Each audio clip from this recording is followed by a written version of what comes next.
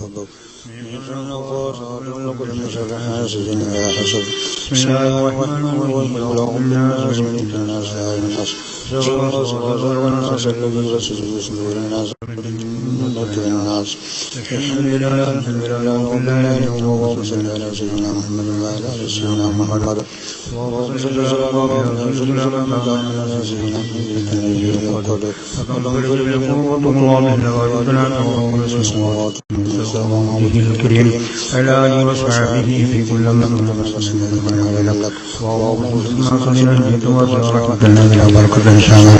إنا إلى حضرة النبي محمد صلى الله عليه وسلم صلوات الله وسلامه عليه سمي إلى حضرة الصحاب البدريين رضوان الله تعالى أجمعين سمي إلى حضرة غفران من كتب الأقطار بسم الله عبد القادر الجيلاني قدس الله تعالى بسم الله حضرة الشيخ أحمد الكبير فاني قدس الله تعالى بسم الله حضرة السلطان في الخواجة من الدنيا الشيخ الجميل قدس الله تعالى بسم الله حضرة الشيخ الشعب الأمين ناخذ قدس الله تعالى بسم الله حضرة الشيخ داوود الحكيم قدس الله تعالى بسم الله حضرة الشيخ فلان الدين البخاري قدس الله تعالى بسم الله حضرة الشيخ البخاري قدس الله تعالى بسم الله حضرة الشيخ داوود قدس الله تعالى بسم الله حضرة الشيخ كتب الزمان سيدنا الشريف المدني قدس الله تعالى بسم الله حضرة الشيخ كتب الزمان سيدنا المنظمي قدس الله تعالى بسم الله حضرة الشيخ محمد البدوي قدس الله تعالى بسم الله حضرة الشيخ إبراهيم الشيخ قدس الله تعالى بسم الله حضرة الشيخ إبراهيم بادشاہ قدس الله تعالى بسم الله حضرة الشيخ إبراهيم السلطي قدس الله تعالى بسم الله حضرة الشيخ إبراهيم الطاهر قدس الله تعالى بسم الله حضرة الشيخ إبراهيم قدس الله تعالى بسم الله حضرة الشيخ عبد الله الكافري قدس الله تعالى بسم الله إلى ما شرع رسول محمد رسول الله بسم الله تعالى إلى مهاتمه وإلى خوات المشايخ والصحابة المسلمين المسلمين بالأحسن من بعض اللهم ربنا بالله زيارته وفي الآخرة الشفاعة بعد الله مقول اللهم لا تكلنا وخبرت ولا منا فرجت ولا بنا قوة إلا بالله قوتها ورسولها يا رب العالمين اللهم تبعنا شر الكافر والمنافقين والله من شر المسلمين ومن الجنسين يا ودود يا ودود يا ودود يا العرش المجيد والمجيد ومن صلى محمد صلى الله جعلنا من غفور ما خرج محمد صلى الله فلا تجعلنا من الله منزل الإسلام والمسلمين وأذل الشرك والمشركين ومنزل الإسلام والمسلمين وأذل الشرك والمشركين اللهم مالك الكافرين فجعلنا بالله المسجد بالأسباب بالله نستطيع طلبا اللهم اغفر لنا ذنوبنا وكفر عنا سيئاتنا توفنا مع الأبرار اللهم ربنا آتنا ما وعدتنا يوم القيامة إنك لا تخلف الميعاد اللهم ربنا آتنا في الدنيا حسنة وفي الآخرة حسنة وقنا عذاب النار ربنا تقبل منا إنك أنت السميع تب علينا إنك أنت التواب الرحيم اللهم اقض حاجاتنا يا قاضي الحاجات آمين برحمتك يا أرحم الراحمين صلى الله عليه وسلم سبحان ربك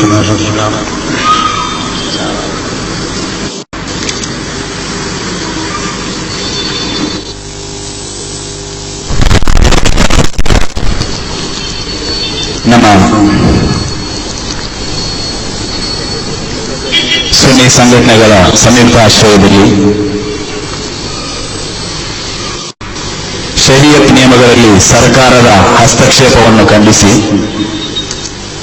ಏಕ civil code ವಿರುದ್ಧವಾಗಿರತಕ್ಕಂತಹ ಒಂದು ಪ್ರತಿಭಟನೆಯನ್ನು ನಾವು ಹಮ್ಮಿಕೊಂಡಿದ್ದೇವೆ. ಈ ಕಾರ್ಯಕ್ರಮದಲ್ಲಿ ಸರ್ವರನ್ನು ಸ್ವಾಗತಿಸಬೇಕಾಗಿ ಎಸ್ಎಸ್ಎಫ್ ಕರ್ನಾಟಕ ರಾಜ್ಯ ಸುನ್ನಿ ಫೆಡರೇಷನ್ ಇದರ ಪ್ರಧಾನ ಕಾರ್ಯದರ್ಶಿಗಳಾದಂತಹ ಎಂ ಸ್ವಾದಿಕ್ ಮಾಸ್ಟರ್ ಅವರನ್ನು ಆಹ್ವಾನಿಸ್ತಾ ಇದ್ದೇನೆ.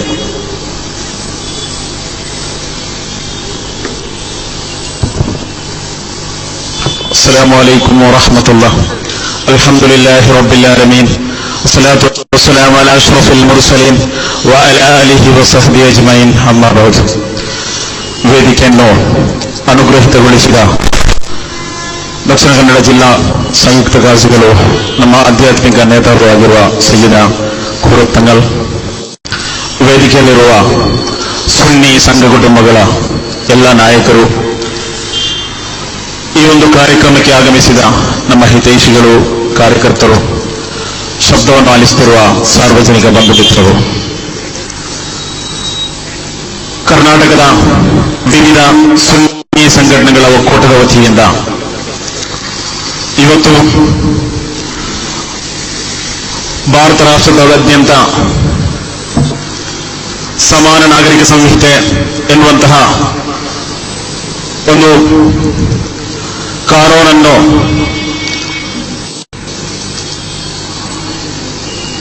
ಇಲ್ಲಿ ಅನುಷ್ಠಾನಕ್ಕೆ ತಂದು ಇಲ್ಲಿರುವ ವ್ಯವಸ್ಥೆಯನ್ನು ಅಲ್ಲೋಲ ಕಲ್ಲೋಲ ಮಾಡುವಂತಹ ಒಂದು ಶ್ರಮದ ವಿರುದ್ಧ ದಕ್ಷಿಣ ಕನ್ನಡ ಜಿಲ್ಲೆಯ ವಿವಿಧ ಸುನ್ನಿ ಸಂಘಟನೆಗಳ ಒಕ್ಕೂಟದಿಂದ ಇವತ್ತು ದಕ್ಷಿಣ ಕನ್ನಡ ಜಿಲ್ಲಾಧಿಕಾರಿಯವರ ಕಚೇರಿಯ ಮುಂಭಾಗದಲ್ಲಿ ಬೃಹತ್ತಾದ ಪ್ರತಿಭಟನಾ ಸಭೆಯನ್ನು ಆಯೋಜಿಸ್ತಾ ಇದ್ದೇವೆ.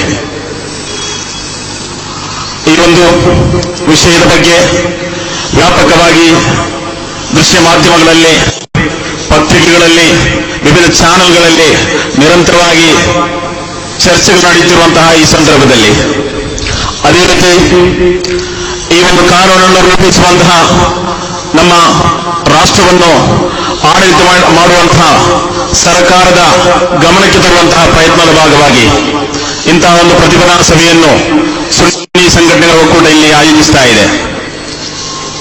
ವಿವಿಧತೆಯಲ್ಲಿ ಏಕತೆ, ವೈವಿಧ್ಯಯುತವಾದಂತಹ ಸಂಸ್ಕೃತಿಯನ್ನು, ಯುನಿಟಿ ಇನ್ ಡೈವರ್ಸಿಟಿ ಎನ್ನುವಂತಹ ಉದಾತ್ತವಾದ ಸಂದೇಶವನ್ನು ಹೊಂದಿರುವ, ಜಾತ್ಯತೀತ ಕಲ್ಪನೆಯನ್ನು ಹೊಂದಿರುವ, ವಿಶ್ವದ ಬಲಾಢ್ಯ ರಾಷ್ಟ್ರವಾಗಿರುವ ಈ ಭಾರತದ ಸುಂದರವಾದ ಸಂವಿಧಾನದ ಆ ಉತ್ತಮವಾದಂತಹ ಚೌಕಟ್ಟನ್ನು ತಿದ್ದುಪಡಿ ಮಾಡುವ ಮೂಲಕ ಇಲ್ಲೊಂದು ವಿನಾಶಕಾರಿಯಾದಂತಹ ಕಾನೂನನ್ನು ತಂದು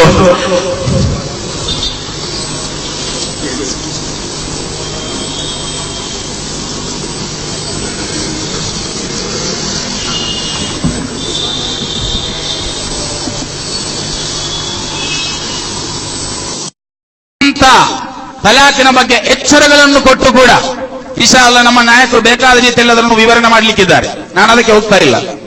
ಆದ್ರೆ 1400 ವರ್ಷಗಳಿಂದೀಚೆಗೆ ಬಂದಂತಹ ಈ ಒಂದು ಪದ್ಧತಿಯನ್ನು ಏನೋ ನಿನ್ನೆ ಮೊನ್ನೆ ಹುಟ್ಟಿ ಬಂದಂತಹ ಒಂದು ವಿಚಾರ ಅಂತ ತಿಳ್ಕೊಂಡು ನೀವಿದನ್ನು ದೊಡ್ಡ ಒಂದು ಸಮಸ್ಯೆಯಾಗಿ ಪರಿವರ್ತಿಸಿದ್ದೀರಲ್ಲ.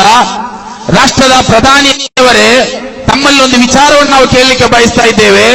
ಈ ಭಾರತ ದೇಶದಲ್ಲಿರತಕ್ಕಂತಹ ಮುಸಲ್ಮಾನರ ಪೈಕಿ ಎಷ್ಟು ಶೇಕಡ ಮುಸಲ್ಮಾನರು ಅವರ ಪತ್ನಿಯಂದರಿಗೆ ತಲಾಖನ್ನು ಕೊಟ್ಟಿದ್ದಾರೆ?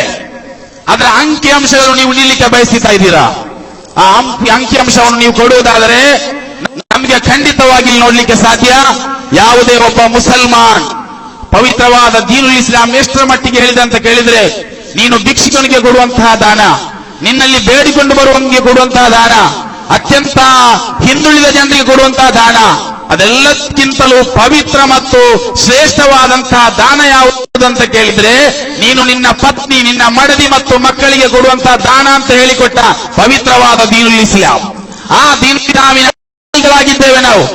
ಆ ಅನ್ಯಾಯಿಗಳಾಗಿರತಕ್ಕಂತಹ ನಾವು ಈ ಸಂದರ್ಭದಲ್ಲಿ ನಾವು ಹೇಳ್ತಾ ಇರುವುದು ಈ ಒಂದು ಸಂದರ್ಭದಲ್ಲಿ ಮುಸಲ್ಮಾನರು ಎಷ್ಟು ಜನರು ತಲಾಖಿನ ಬಗ್ಗೆ ಎಷ್ಟು ಶೇಕಡ ನಿಮಗೆ ಕೊಡ್ಲಿಕ್ಕೆ ಸಾಧ್ಯ ಅಂತ. ಮೂರನೇ ಒಂದು ವಿಚಾರವನ್ನು ಕೂಡ ನಾವು ಹೇಳ್ತಾ ಇದ್ದೇವೆ. ಏಕ ಸಿವಿಲ್ ಕೋಡ್, ಸಮಾನ ನಾಗರಿಕ ಸಂಹಿತೆಯನ್ನು ಜಾರಿ ಮಾಡಲಿಕ್ಕೆ ಹೊರಡ್ತಾ ಇದ್ದೀರಿ. ಖಂಡಿತವಾಗಿ ಒಂದು ವಿಚಾರ ನಾವು ಕೇಳ್ತಾ ಇದ್ದೇವೆ. ನೀವು ಯಾವ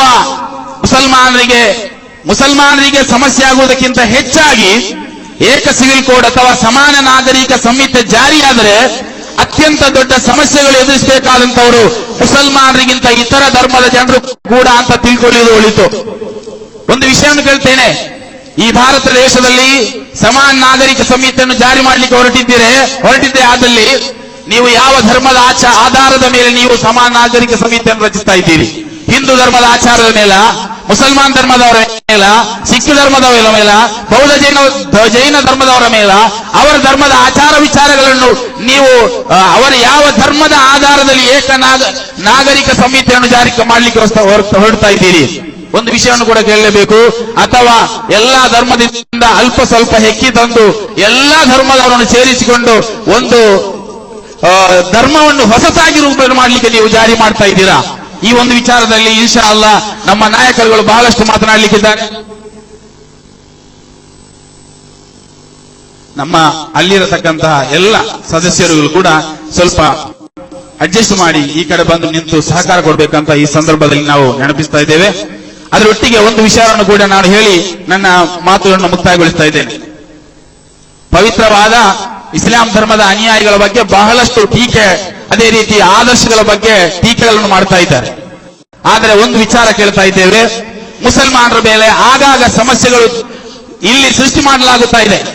ಕಾಲೇಜಿಗೆ ಹೋಗುವಂತಹ ವಿದ್ಯಾರ್ಥಿನಿಗಳ ಸ್ಕಾರ್ಫ್ ವಿಚಾರಗಳಿರಬಹುದು, ಅದೇ ರೀತಿ ಮತ್ತಿನ್ನಿತರ ವಿಚಾರಗಳಿರಬಹುದು, ತಲಾಕ್ ವಿಚಾರ ಇರಬಹುದು, ಅದೇ ರೀತಿ ಏಕಸಿವಿಲ್ ಕೋಡ್ ಇರಬಹುದು. ಇವೆಲ್ಲವೂ ಕೂಡ ಮುಸಲ್ಮಾನರನ್ನು ಅತ್ಯಂತ ನೀಚವಾಗಿ ಕಾಣುವಂತಹ ಒಂದು ಕೆಲಸದ ರೀತಿಯಲ್ಲಿ ಮಾಡ್ತಾ ಇದ್ದೀರಿ. ಒಂದು ವಿಷಯವನ್ನು ಮಾತ್ರ ನಾನು ಕೇಳ್ತಾ ನನ್ನ ಮಾತಿಗೆ ವಿರಾಮ ಆಗ್ತಾ ಇದ್ದೇನೆ. ಮುಸಲ್ಮಾನರ ಮೇಲೆ ಯಾಕೆ ಈ ರೀತಿಯ ದಬ್ಬಾಳಿಕೆಯನ್ನು ನೀವು ಮಾಡಲಿಕ್ಕೆ ಹೊರಡ್ತಾ ಇದ್ದೀರಿ? ಇಲ್ಲಿನ ಮುಸಲ್ಮಾನರು ಯಾವತ್ತೂ ಕೂಡ ಭಿಕ್ಷುಕರಲ್ಲ. ಇಲ್ಲಿನ ಮುಸಲ್ಮಾನರು ಎಲ್ಲರಂತೆಯೇ ಮನೆ ತೆರಿಗೆಗಳನ್ನು ನಾವು ಕಟ್ಟುತ್ತಾ ಇದ್ದೇವೆ, ಕಂದಾಯವನ್ನು ಕಟ್ಟುತ್ತಾ ಇದ್ದೇವೆ, ನಮ್ಮಲ್ಲಿರತಕ್ಕಂಥ ವಾಹನಗಳಿಗೆ ಟ್ಯಾಕ್ಸಿಯನ್ನು ಕಟ್ಟುತ್ತಾ ಇದ್ದೇವೆ. ಜಾಗ ಖರೀದಿ ಮಾಡುವಾಗ ಸರ್ಕಾರಕ್ಕೆ ಸಲ್ಲಬೇಕಾದ ಪಾವತಿ ಮಾಡಬೇಕಾದ ಹಣವನ್ನು ಕೂಡ ಕೊಡ್ತಾ ಇದ್ದೇವೆ. ಆದರೆ ಇಲ್ಲಿರತಕ್ಕಂತಹ ಇಸ್ಲಾಂ ಧರ್ಮದ ಆದರ್ಶಗಳ ಬಗ್ಗೆ ಯಾಕೆ ಬೇಕಾಗಿ ಇಲ್ಲಿನ ಆಡಳಿತಾರೂಢ ಪಕ್ಷಗಳು ಮುಸಲ್ಮಾನರ ಮೇಲೆ ಪ್ರಹಾರವನ್ನು ಮಾಡ್ತಾ ಇದ್ದೇವೆ ಅಂತ ಕೇಳಲಿಕ್ಕೆ ನಾವು ಇವತ್ತು ಬಯಸ್ತಾ ಇದ್ದೇವೆ. ಆದ್ದರಿಂದ ಮುಸಲ್ಮಾನರ ಧರ್ಮದ ವಿರುದ್ಧವಾಗಿ ಬರುವಂತಹ ಇಂಥ ವಿಚಾರಗಳ ಬಗ್ಗೆ ತೀವ್ರವಾಗಿ ಖಂಡಿಸುತ್ತಾ ನಮ್ಮ ವಿವಿಧ ಸುನ್ನಿ ಸಂಘಟನೆಗಳ ಆದರ್ಶಗಳಲ್ಲಿ ನೆಲೆಗೊಳ್ಳುವಂತಹ ಎಲ್ಲ ಸಂಘಟನೆಯ ಅಭಿಮಾನಿಗಳು, ಹಿತೈಷಿಗಳು, ನಾಯಕರು ಸೇರಿದುಕೊಂಡು ಢಾಕಾ ಜಿಲ್ಲಾ ಸುನ್ನಿ ಸಂಘಟನೆಗಳ ಒಕ್ಕೂಟದಿಂದ ಈ ಒಂದು ಪ್ರತಿಭಟನೆಯನ್ನು ನಾವು ಹಮ್ಮಿಕೊಂಡಿದ್ದೇವೆ. ಇನ್ಶಾ ಅಲ್ಲಾ ನಮ್ಮ ನಾಯಕರು ಈ ವಿಚಾರಗಳಲ್ಲಿ ಬಹಳಷ್ಟು ಮಾತನಾಡಲಿಕ್ಕಿದ್ದಾರೆ ಅಂತ ಮಾತ್ರ ಈ ಸಂದರ್ಭದಲ್ಲಿ ನೆನಪಿಸಿಕೊಂಡು ನಮ್ಮ ಈ ಕಾರ್ಯಕ್ರಮವನ್ನು ಔಪಚಾರಿಕವಾಗಿ ಉದ್ಘಾಟನೆ ಮಾಡಲಿಕ್ಕೆ ಬೇಕಾಗಿ ನಮ್ಮೆಲ್ಲರ ನಾಯಕರು ಕೂಡ, ಅದೇ ರೀತಿ SSF ರಾಜ್ಯಾಧ್ಯಕ್ಷರು ಕೂಡ ಆಗಿರತಕ್ಕಂತಹ, ಕರ್ನಾಟಕ ವಕಫ್ ಮಂಡಳಿಯ ಡೈರೆಕ್ಟರ್ ಕೂಡ ಆಗಿರತಕ್ಕಂತಹ ಬಹುಮಾನ್ಯರಾದ NKM ಶಾಫಿ ಸಯದಿ ಉಸ್ತಾದ್ ಅವರನ್ನು ಈ ಒಂದು ಕಾರ್ಯಕ್ರಮವನ್ನು ಉದ್ಘಾಟಿಸಬೇಕಾಗಿ ಆಮಂತ್ರಿಸ್ತಾ ಇದ್ದೇವೆ. ಅಸ್ಸಲಾಮು ಅಲೈಕುಂ ವರಹಮತುಲ್ಲಾಹಿ ವಬರಕಾತುಹು.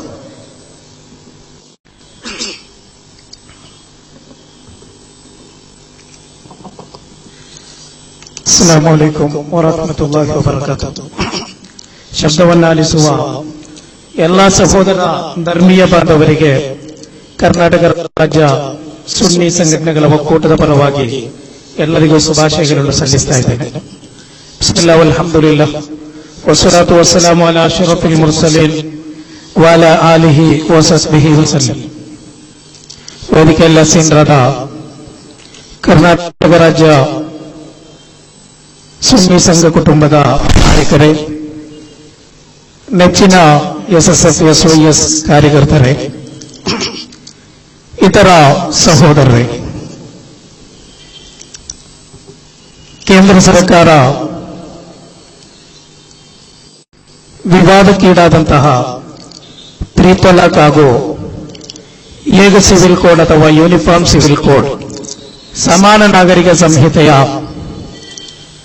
ಇತ್ತೀಚೆಗೆ ತೆಗೆದುಕೊಂಡಂತಹ ಕೆಲವು ನಿರ್ಣಯಗಳು ಅದು ಈ ದೇಶದ ಮುಸಲ್ಮಾನರ ಉಸಿರು ಮತ್ತು ಜೀವಾಳವಾಗಿರುವಂತಹ ಶರೀಯತಿನ ವಿರುದ್ಧ ತೆಗೆದಂತಹ ನಿರ್ಣಯ ಎಂಬುದನ್ನು ಈ ದೇಶದ 20 ಕೋಟಿ ಮುಸಲ್ಮಾನರಲ್ಲಿ 99%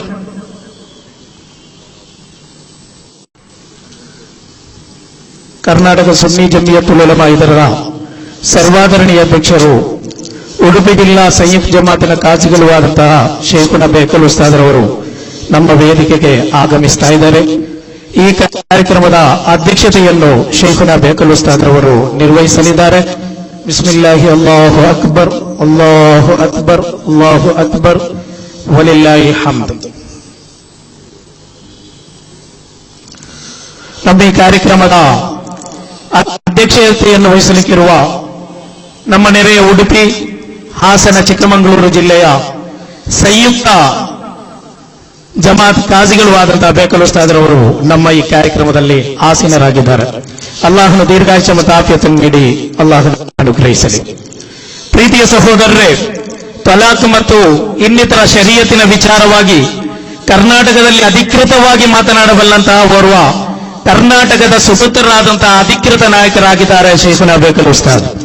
ಆದ್ದರಿಂದಲೇ ಈ ಕಾರ್ಯಕ್ರಮದಲ್ಲಿ ಎಲ್ಲ ಅರ್ಥದಲ್ಲೂ ಅಧ್ಯಕ್ಷತೆ ವಹಿಸಲು, ಅದೇ ಪ್ರಕಾರ ಶರೀಯತಿನ ವಿಚಾರ ಬಂದಾಗ 3 ತಲಾಕ್ ಆಗಿರಲಿ, ಅದು ಬಹುಪತ್ನಿತ್ವವಾಗಿರಲಿ, ಇನ್ನಿತರ ಯಾವುದೇ ಶರೀಯತಿನ ವಿಚಾರಗಳು ಬಂದಾಗ ಅದನ್ನಿಲ್ಲಿ ಅಧಿಕೃತವಾಗಿ ಮಾತನಾಡಬೇಕಾಗಿರೋದು ಇಲ್ಲಿನ ಉಲಮಾಗಳು ಎಂಬುದನ್ನು ಈ ನಾಡಿನ ಮಹಾ ಸಮುದಾಯ ಮನದಟ್ಟು ಮಾಡೋದು ಒಳಿತಾಗಿದೆ ಎಂದು ಈ ಸಂದರ್ಭದಲ್ಲಿ ಹೇಳಲಿಚ್ಛಿಸ್ತಾ ಇದ್ದೇನೆ.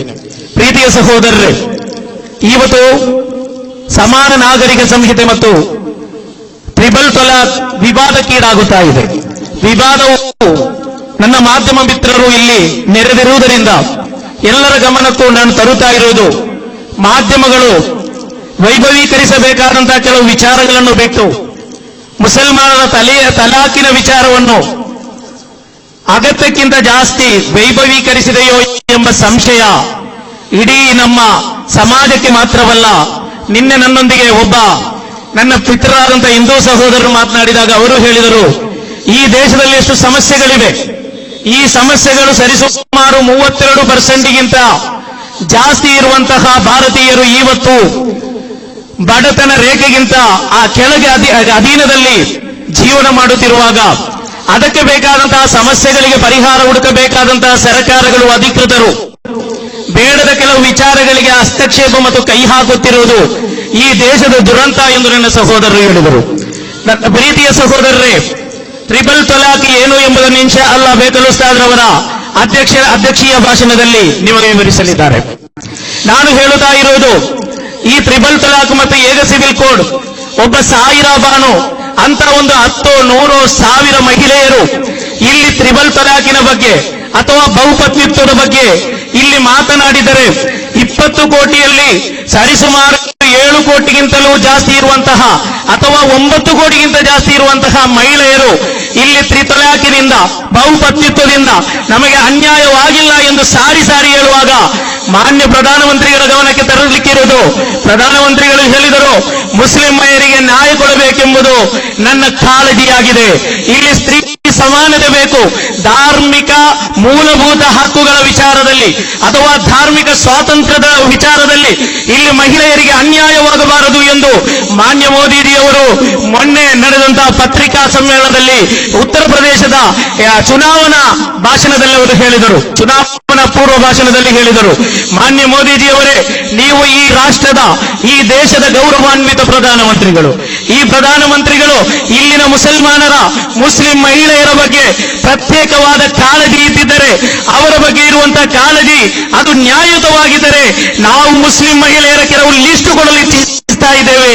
ಆ ಲಿಸ್ಟ್ ಅನ್ನು ನೀವು ಬರುವಂತಹ ಲೋಕಸಭೆಯಲ್ಲಿ ಅಥವಾ ನಿಮ್ಮ ಯಾವುದಾದರೂ ಒಂದು ನಿಮ್ಮ ಕ್ಯಾಬಿನೆಟ್ ಅಲ್ಲಿ ನೀವು ಚರ್ಚಿಸಿ ಅದಕ್ಕೊಂದು ಪರಿಹಾರ ನೀಡಿದರೆ ಈ ಭಾರತದಲ್ಲಿ ಅತೀವ ಕಷ್ಟಪಡುತ್ತಿರುವಂತಹ ಹಲವಾರು ಮಹಿಳೆಯರಿಗೆ ಅದು ಒಂದು ಪ್ರಯೋಜನವಾಗಬಹುದು.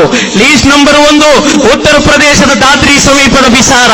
ಆ ಬಿಸಾರದ ಗ್ರಾಮಕ್ಕೊಮ್ಮೆ ನೀವು ಭೇಟಿ ಕೊಡಬೇಕು. ಕಳೆದ ವರ್ಷ ಸೆಪ್ಟೆಂಬರ್ ತಿಂಗಳಲ್ಲಿ ಅಖ್ಲಾಕ್ ಎನ್ನುವ ಮುಸ್ಲಿಂ ಸಹೋದರನೊಬ್ಬನನ್ನು ಗೋರಾಕ್ಷಕರು ಅವರ ಮನೆಯ ಮುಂದೆ ತಳಿಸಿಕೊಂಡಾಗ ಅವರ ಪತ್ನಿ, ಅಖ್ಲಾಕರ ಪತ್ನಿ ಇಕ್ರಮಾ ಎಂಬ ವಿಧವೆ ಈಗ ತಲಾಖಿ ಹೇಳಿ ಎಲ್ಲ ಅಲ್ಲಿ ವಿಧವೆಯ ನರಕ ಯಾತನೆ ಅನುಭವಿಸ್ತಾ ಇರುವುದು. ಗೋರಕ್ಷಕರೆಂದು ಹೇಳುವಂತಹ ಕೋಮುವಾದಿಗಳ ಅಟ್ಟಹಾಸದಿಂದ ಆ ಇಕ್ರಮ ವಿಧವೆಯಾಗಿದ್ದರೆ ಆ ತಾಯಿಯಾದಂತಹ ಸಾಜಿದ ಸ್ವಂತ ಮಗಳು ಇವತ್ತು ತಂದೆಯ ಅಗಲಿಕೆಯಿಂದ ಕಣ್ಣೀರು ಒರೆಸುತ್ತಾ ಇದ್ದಾರೆ. ಸಾಜಿದಾಳಿಗೆ ನೀವು ಇಲ್ಲಿ ನ್ಯಾಯ ಒದಗಿಸಿಕೊಡಬೇಕಾಗಿದೆ. ಅದೇ ಪ್ರಕಾರ ಕೆತ್ತಪ್ಪೆಯಾದಂತಹ ಸ್ವಂತ ತಾಯಿ ಅಸ್ಕರಿ ಬೇಗಂ, ಆ ಅಸ್ಕರಿ ಬೇಗಂ ಸ್ವಂತ ಮಗನ ಆ ಆಘಾತದಿಂದ ಇನ್ನೂ ಹೊರಗೆ ಬಂದಿಲ್ಲ. ಆ ನಿಧನದಿಂದ ಆ ದುರಂತದಿಂದ ಇವತ್ತು ಆ ತಾಯಿಯ ಕರುಳಿನ ಮಿಡಿತ ಇನ್ನೂ ನಿಂತಿಲ್ಲ. ನೀವು ಪ್ರೀತಿಯ ಮೋದಿಜಿಯವರೇ, ಪ್ರಧಾನಮಂತ್ರಿಗಳೇ, ಅವರಿಗೆ ನೀವು ನ್ಯಾಯ ಕೊಡಿ. ಲೀಸ್ಟ್ ನಂಬರ್ 2 ನಿಮಗೆ ಗೊತ್ತಿದೆ, ಗುಜರಾತ್ ಗಲಭೆಯಲ್ಲಿ ಸಂತ್ರಸ್ತೆಯಾದಂತಹ ಕೌಸರ್ ಬಾನು, ಆ ಕೌಸರ್ ಬಾನ್ನ ಅವರ ಕುಟುಂಬದವರು ಇವತ್ತು ಕಣ್ಣೀರೊರೆಸುತ್ತಾ ಇದ್ದಾರೆ. ಏಕೆಂದರೆ ಕೌಸರ್ ಬಾನು ಮಾತ್ರವಲ್ಲ, ಆ ಕೌಸರ್ ಬಾನುವಿನ ಭ್ರೂಣದಲ್ಲಿದ್ದಂತಹ ಚಿಕ್ಕ ಕಂದಮ್ಮವನ್ನು ತೀವ್ರವಾಗಿ ಕೊಂದಂತಹ ಇಲ್ಲಿನ ರಾಕ್ಷಸರು, ಆ ರಾಕ್ಷಸರ ಅಟ್ಟಹಾಸಕ್ಕೆ ಬಲಿಯಾದಂತಹ ಆ ಕೌಸರ್ ಬೇಗಂನ ಆ ಕುಟುಂಬಕ್ಕೆ ನೀವು ನ್ಯಾಯ ಒದಗಿಸಿ. ಪ್ರೀತಿಯ ಪ್ರಧಾನಮಂತ್ರಿಗಳೇ, ನಮ್ಮ ನಂಬರ್ 3 ನಿಮಗೆ ಗೊತ್ತಿದೆ, ಇತ್ತೀಚೆಗೆ ಜಾರ್ಖಂಡಿನಲ್ಲಿ ಗೋ ವ್ಯಾಪಾರಿಗಳೆಂದು ಹೇಳಿಕೊಂಡಂತಹ ಗೋ ವ್ಯಾಪಾರಿಗಳಿಬ್ಬರನ್ನು ತೀವ್ರವಾಗಿ ಕೊಂದು ಅವರನ್ನು ಮರಕ್ಕೆ ನೇತಾಡಿಸಿ ಆತ್ಮಹತ್ಯೆ ಮಾಡಿದಂತಹ ಒಂದು ದುರ್ಗಮಯ ಸ್ಥಿತಿಯಲ್ಲಿ ಅಲ್ಲಿನ 2 ಮುಸ್ಲಿಂ ಸಹೋದರನ್ನು ಮಾಡಿದ್ದೀರಿ. ಆ ಸಹೋದರ ತಾಯಂದಿರು, ಆ ಸಹೋದರ ಪತ್ನಿಯಂದಿರು ಇವತ್ತು ನಿಮ್ಮೊಂದಿಗೆ ನ್ಯಾಯ ಕೇಳುತ್ತಾ ಇದ್ದಾರೆ. ನ್ಯಾಯ ಕೊಡಿ. ಲಿಸ್ಟ್ ನಂಬರ್ 3 ನಿಮಗೆ ಗೊತ್ತಿದೆ, ನಿಮ್ಮದೇ ಗುಜರಾತಿನಲ್ಲಿ ಕಾಂಗ್ರೆಸ್ನ ಮಾಜಿ ಪ್ರಧಾನಮಂತ್ರಿಗಳಾದಂತಹ ಇಹ್ಸಾನ್ ಜಾಫ್ರಿ, ಕಾಂಗ್ರೆಸ್ನ ಮಾಜಿ ಸಂಸದರಾದಂತಹ ಇಹ್ಸಾನ್ ಜಾಫ್ರಿ, ಆ ಇಹ್ಸಾನ್ ಜಾಫ್ರಿ ಅವರ ವಿಧವೆ ಇಕ್ರಮ ಜಾಫ್ರಿ ಯಾವತ್ತು ಅವರು ತಲಾಖಿ ಹೇಳಲ್ಪಟ್ಟು ಅವರು ವಿಧವೆಯಾಗಿಲ್ಲ. ಇಹ್ಸಾನ್ ಜಾಫ್ರಿ ಎಂಬ ಆ ಮಾಜಿ ಸಂಸದನನ್ನು ತೀವ್ರವಾಗಿ ಸುಟ್ಟುಕೊಂಡು ಆ ಇಹ್ಸಾನ್ ಜಾಫ್ರಿಯನ್ನು ಕೊಂದಂತಹ ಅವರ ಪತ್ನಿ ಈಗಲೂ ವಿಧವೆಯಾಗಿದ್ದಾರೆ. ಅವರು ತಲಾಖಿನಿಂದ ವಿಧವೆಯಾಗಿಲ್ಲ. ಪ್ರೀತಿಯ ಪ್ರಧಾನಮಂತ್ರಿಗಳೇ, ನಿಮ್ಮನ್ನು ಯಾರು ನಿಮಗೆ ತಪ್ಪು ಮಾಹಿತಿ ಕೊಟ್ಟಿದ್ದಾರೆ, ಇಲ್ಲಿನ ಶಿಯಾಗಳು ಅಥವಾ ಕೆಲವು ತ್ರಿಬಲ್ ತಲಾಖಿನ ವಿರೋಧಿಗಳಿದ್ದಾರೆ. ಕೆಲವರು ನಮ್ಮೊಂದಿಗೆ ಹೇಳಿದರು, ಇಲ್ಲಿ ಎಲ್ಲರೂ ನಾವು ಒಟ್ಟಾಗಿ ಇಲ್ಲಿ ನಾವೊಂದು ಪ್ರತಿಭಟನೆ ಮಾಡಬೇಕೆಂದು ಹೇಳಿದರು. ನನಗೆ ತುಂಬಾ ಸಂತೋಷವಾಯಿತು. ನಾನು ಮತ್ತು ಜೈನಿ ಅವರು ತುಂಬಾ ಆ ವಿಚಾರದಲ್ಲಿ ಮುಂದುವರೆದವು. ಯಾಕೆಂದರೆ ಶರೀಯತ್ತಿನ ವಿಚಾರ ಬರುವಾಗ, ಇಲ್ಲಿನ ತಲಾಖಿನ ವಿಚಾರ ಬರುವಾಗ ನಾವೆಲ್ಲರೂ ಒಟ್ಟಾಗಿ ಇಲ್ಲಿ ಪ್ರತಿಭಟನೆ ಅಥವಾ ನಮ್ಮ ಏಕ ಧ್ವನಿಯನ್ನು ಇಲ್ಲಿ ತಲುಪಬೇಕಾದವರಿಗೆ ಮುಟ್ಟಿಸಬೇಕಾದಂತಹ ದೊಡ್ಡದಾದಂತಹ ಒಂದು ಜವಾಬ್ದಾರಿ ನಮ್ಮ ಮೇಲಿದೆ. ಆದ್ದರಿಂದಲೇ ಇಲ್ಲಿ ಸಂವಿಧಾನಬದ್ಧವಾಗಿ ಶರೀಯತಿಗೆ ಅನುಗುಣವಾಗಿ ಯಾರು civil code, uniform civil code ಅಥವಾ ತ್ರಿತಲಾಖಿನ ವಿಚಾರದಲ್ಲಿ ಯಾರು ಪ್ರತಿಭಟನೆ ಮಾಡಿದರೋ ನಮ್ಮ ಎಲ್ಲಾ ವಿಧವಾದಂತಹ ಬೆಂಬಲ ಅವರಿಗಿದೆ. ಆದರೂ ನಮ್ಮ ತತ್ವ ಸಿದ್ಧಾಂತವನ್ನು ಬಿಟ್ಟು, ನಮ್ಮ ಸೈದ್ಧಾಂತಿಕ ವಿಚಾರವನ್ನು ಬಿಟ್ಟು ಯಾವತ್ತೂ ನಾವು ಯಾವುದೇ ರೀತಿಯಲ್ಲಿ ಶರೀಯತಿನ ವಿಚಾರಕ್ಕೆ ಹೋಗಲು ನಮಗೆ ಸಾಧ್ಯವಿಲ್ಲ. ಏಕೆಂದರೆ ನಮ್ಮನ್ನು ಕೇಳಲು, ನಮಗೆ ಹೇಳಿಕೊಳ್ಳಲು ಇಲ್ಲೊಂದು ಜಮಿಯತುಲ್ ಉಲಮಾ ಇದೆ. ಶೈಖುನಾ ಬೇಕಲ್ ಉಸ್ತಾದ್ ಅವರ ನಾಯಕತ್ವದಲ್ಲಿರುವಂತಹ ಒಂದು ಜಮಿಯತುಲ್ ಉಲಮಾ ಇದೆ. ಅವರ ಅನುಮತಿ ಇಲ್ಲದೆ, ಅವರ ಅನುಮತಿ ವಿನ ನಾವು ಇಲ್ಲಿ ಯಾವುದೂ ಮಾಡುವಂತಿಲ್ಲ. ಆದ್ದರಿಂದಲೇ ನನ್ನ ಪ್ರೀತಿಯ ಸಹೋದರರೇ, ನೀವು ಯಾವ ಐಕ್ಯತೆಯ ವಿಚಾರವನ್ನು ನೀವು ಮುಂದಿರುವುದಾದರೂ ನಾವು ಅದಕ್ಕೆ ಸಮ್ಮತಿಸಿದ್ದೇವೆ. ನಮ್ಮ ಸಹೋದರ ಸಂಘಟನೆಯೊಂದಿಗೆ ನಾವು ಚರ್ಚೆ ಮಾಡಿದೆವು. ನಾವು ಒಟ್ಟಾಗಿ ಮಾಡಿದರೆ ಎಲ್ಲಾ ಕಾಜಿಗಳು ಒಟ್ಟಾಗಿ ಇಲ್ಲೊಂದು ಶರೀಯತ್ ಒಂದು ವಿಚಾರಗೋಷ್ಠಿ ನಡೆಸಿದರೆ ಅಥವಾ ಪ್ರತಿಭಟನೆ ಮಾಡಿದರೆ ಅದು ಒಳ್ಳೆಯದು ಎಂಬ ನಿಟ್ಟಿನಲ್ಲಿ ನಾವು ಫೋನ್ ಮೂಲಕ ಕೆಲವು ನಾಯಕರಿಗೆ ನಾವು ಮಾತನಾಡಿದೆವು. ಮಾನ್ಯ ದೈನಿ ಅವರು ಮೌಖಿಕವಾಗಿ ಮಾತನಾಡಿದೆವು. ಅವರು ಕೆಲವು ಅಡೆತಡೆಗಳನ್ನು ಹೇಳಿದರು. ಇನ್ಶಾ ಅಲ್ಲಾ ನಾವು ಬಿಟ್ಟಿಲ್ಲ, ಮುಂದುವರಿದ ಭಾಗವಾಗಿ ಇಲ್ಲಿನ ಸುನ್ನತಿ ಜಮಾತಿನ ಎಲ್ಲ ನಾಯಕರನ್ನೊಟ್ಟುಗೂಡಿಸಿ, ಎಲ್ಲ ಸಂಘಟನೆಯನ್ನೊಟ್ಟುಗೂಡಿಸಿ ಯಾವುದಾದರೂ ವಿಚಾರಧಾರೆಯಲ್ಲಿ ನಡೆಯುವುದಾದರೆ ನಾವು ಯಾವತ್ತೂ ಸುನ್ನಿ ಐಕ್ಯಕ್ಕೆ ಸಿದ್ಧ ಎಂಬುದನ್ನು ಈ ಸಂದರ್ಭದಲ್ಲಿ ಹೇಳಲಿಕ್ಕೆ ಇಚ್ಛಿಸ್ತಾ ಇದ್ದೇನೆ. ಆದ್ದರಿಂದ ನಮ್ಮ ಸಹೋದರ ಸಂಘಟನೆಯವರೊಂದಿಗೆ ನನಗೆ ಹೇಳಲಿಕ್ಕಿರೋದು, ನಾವಿಲ್ಲಿ ಒಟ್ಟಾಗಿ ಶರೀಯತನ್ನು ಸಂರಕ್ಷಿಸಬೇಕಾಗಿದೆ. ನಿನ್ನೆ ನೀವು ನೋಡಿ, ಟಿಪ್ಪು ಸುಲ್ತಾನ್ ರವರ ಜಯಂತಿಯನ್ನು ಮಾಡುತ್ತೇನೆ ಎಂದು ಹೇಳಿದಾಗ ಇಲ್ಲಿನ ಕೆಲವರು ಅದನ್ನು ವಿರೋಧಿಸುತ್ತಾರೆ. ರಾಜಕೀಯ ಪ್ರೇರಿತವಾದ ಪರ ಮತ್ತು ವಿರೋಧದ ವಿಚಾರವಾಗಿ ನಾನು ಮಾತನಾಡುತ್ತಾ ಇಲ್ಲ. ನಿನ್ನೆ ಒಂದು ಟಿವಿ ಚಾನೆಲ್ ಅವರು ನನಗೆ ಫೋನ್ ಮಾಡಿ ಹೇಳಿದರು, ಟಿಪ್ಪು ಸುಲ್ತಾನ್ ರವರ ಈ ವಿಚಾರವಾಗಿ ಮಾತನಾಡಬೇಕು. ನಾನು ಹೇಳಿದೆ, ನಾನು ಮಂಗಳೂರಲ್ಲಿದ್ದೇನೆ. ಯಾಕೆಂದ್ರೆ ಮಂಗಳೂರಲ್ಲಿರುವಾಗ ಟಿವಿನಲ್ಲಿ ನಡೆಯುವಂತಹ ಆ ಚರ್ಚೆಯಲ್ಲಿ ಸ್ಟುಡಿಯೋದಲ್ಲಿ ಕೂತ ಹಾಗೆ ನಮಗೆ ಚರ್ಚೆ ಮಾಡಲಿಕ್ಕೆ ಆಗುವುದಿಲ್ಲ. ಆದ್ದರಿಂದ ನನಗೆ ಬರಲು ಅಸಾಧ್ಯ ಎಂದು ಹೇಳಿದೆ. ರಾತ್ರಿ 11:30 ಗಂಟೆಗೆ ನನ್ನ ಸ್ನೇಹಿತರೊಬ್ಬರು ಒಂದು ಕ್ಲಿಪ್ ಅನ್ನು ಕಳಿಸಿದರು. ಆ ಕ್ಲಿಪ್ ಅಲ್ಲಿ 2 ಮುಸ್ಲಿಂ ನಾಯಕರು ಆ ಚರ್ಚೆಯಲ್ಲಿ ಭಾಗವಹಿಸಿದ್ದರು. ಆ ಚರ್ಚೆಯಲ್ಲಿ ಅಲ್ಲಿ ಅವರು ಪ್ರತಾಪ್ ಸಿಂಹ ಎಂಬ ಮೈಸೂರಿನ ಎಂಪಿ ಅವರು ಕಡಾತುಂಡವಾಗಿ ಇಸ್ಲಾಮಿನ ವಿಚಾರದಲ್ಲಿ, ಅದು ಇಸ್ಲಾಮಿನಲ್ಲಿ ನಿಷಿದ್ಧ ಖಬರ್ ಜಿಯಾರತ್ನ ಬಗ್ಗೆ ಹೇಳಿದಾಗ ಅದರ ಬಗ್ಗೆ ಯಾವುದೇ ವಿಚಾರವನ್ನು ಮಂಡಿಸದೆ ಅದಕ್ಕೆ ಅನುಮೋದನೆ ಕೊಟ್ಟಂತಹ ನಾಯಕರನ್ನಿಟ್ಟುಕೊಂಡು ನಾವಿಲ್ಲಿ ಪ್ರತಿಭಟನೆ ಮಾಡಬೇಕು ಎಂದು ಹೇಳಿದರೆ ಈ ಸುನ್ನಿ ಮಕ್ಕಳು ಅದಕ್ಕೆ ಸಿಗುವುದಿಲ್ಲ ಎಂಬುದನ್ನು ಈ ಸಂದರ್ಭದಲ್ಲಿ ಹೇಳಲಿಕ್ಕೆ ಇಚ್ಛಿಸ್ತಾ ಇದ್ದೇನೆ. ಪ್ರೀತಿಯ ಸಹೋದರರೇ, ಯೂನಿಫಾರ್ಮ್ ಸಿವಿಲ್ ಕೋಡ್ ನಮಗೆ ಗೊತ್ತಿದೆ. ಈ ಸಂವಿಧಾನ, ಭಾರತಕ್ಕೊಂದು ಸಂವಿಧಾನವಿದೆ. ಆ ಸಂವಿಧಾನದ ಒಂದು ಮಾರ್ಗನಿರ್ದೇಶಿತ ತತ್ವಗಳಲ್ಲಿ ಆರ್ಟಿಕಲ್ 44 ಅಥವಾ 44ನೇ ವಿಧದಲ್ಲಿ ಹೇಳಿದೆ, ಇಲ್ಲಿ ಒಂದು ಯೂನಿಫಾರ್ಮ್ ಸಿವಿಲ್ ಕೋಡ್ ಬೇಕು ಎಂದು. ನಾನು ಕೇಳುತ್ತಾ ಇರೋದು, ಇಲ್ಲಿ ಮಾಧ್ಯಮ ಮಿತ್ರರಿದ್ದಾರೆ, ಇಲ್ಲಿನ ಪೊಲೀಸರಿದ್ದಾರೆ, ಎಲ್ಲ ಅಧಿಕೃತರಿದ್ದಾರೆ.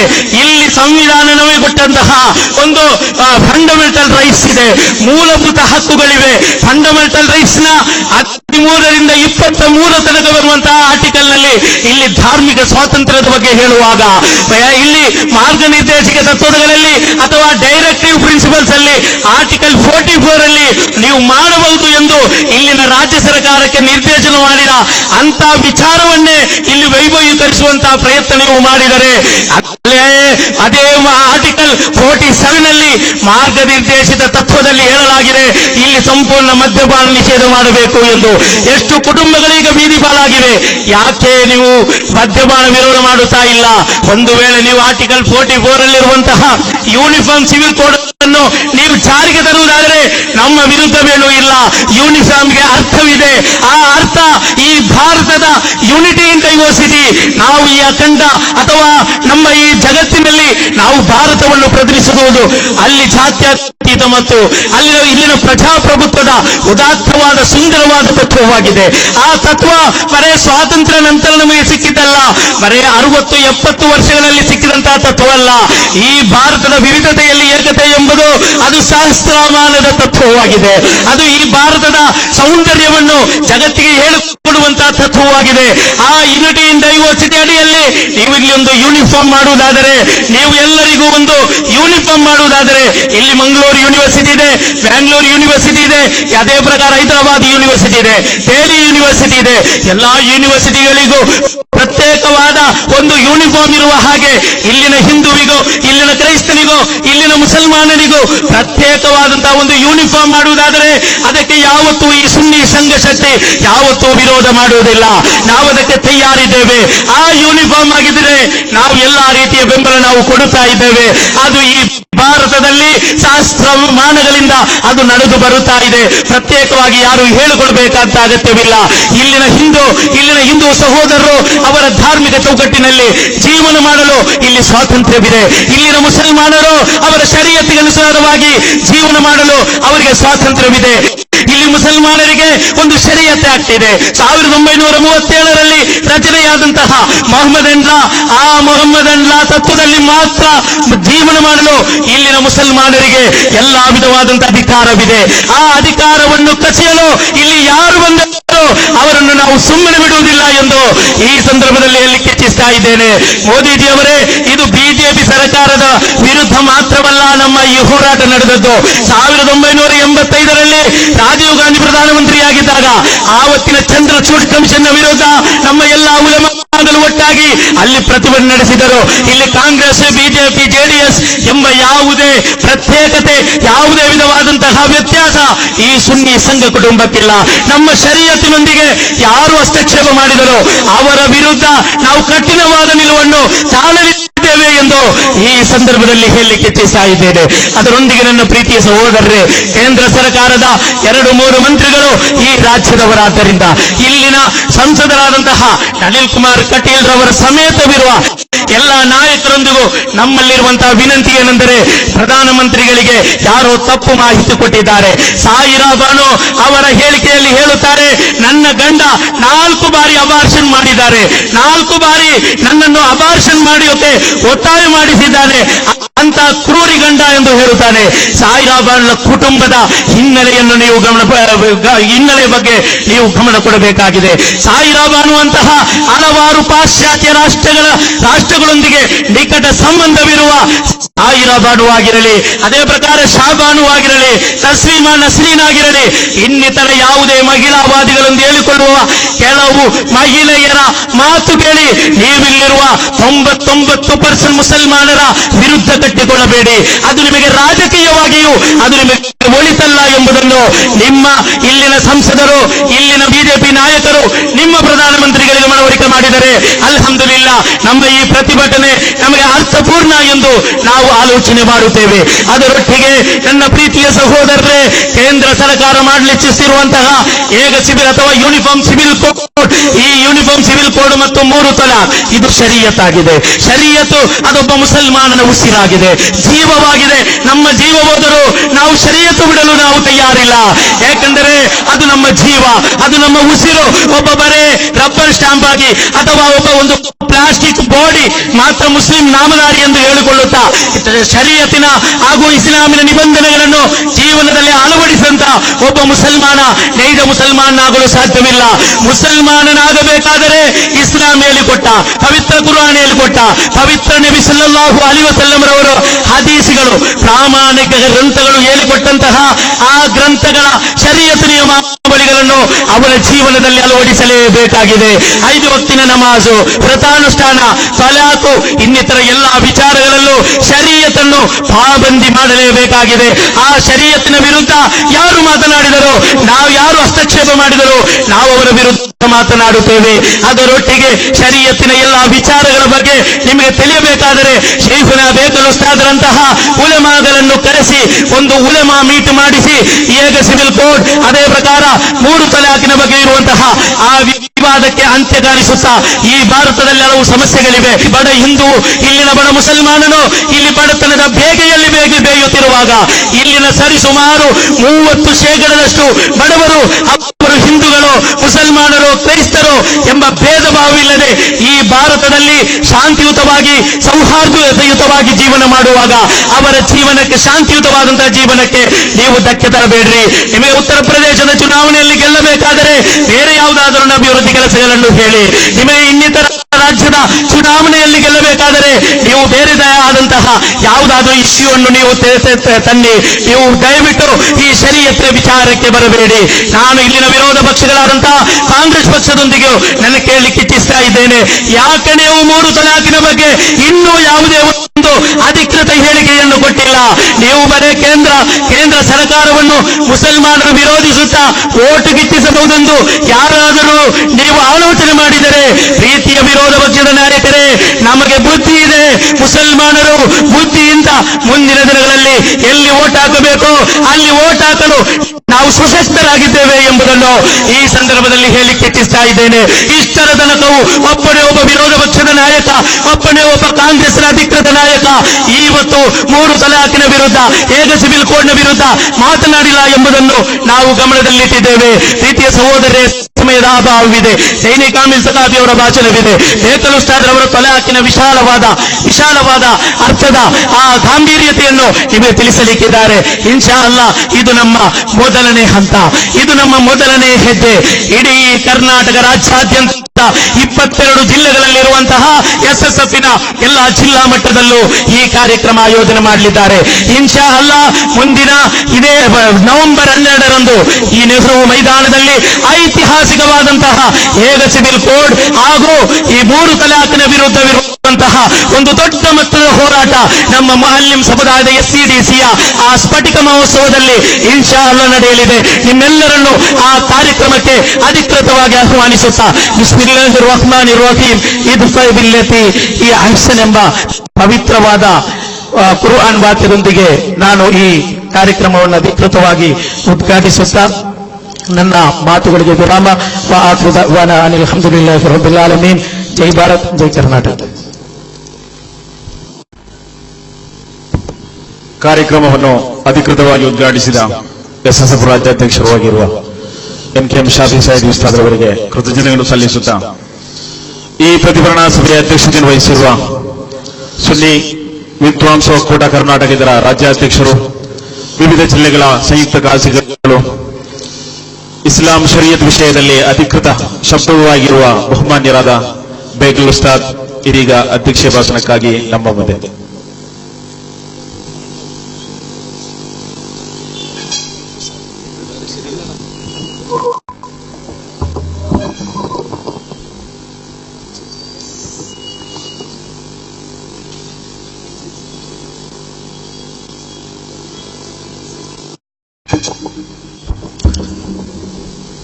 السلام عليكم ورحمة الله وبركاته. الحمد لله رب العالمين والصلاة والسلام على سيدنا محمد وعلى آله وأصحابه أجمعين أما بعد.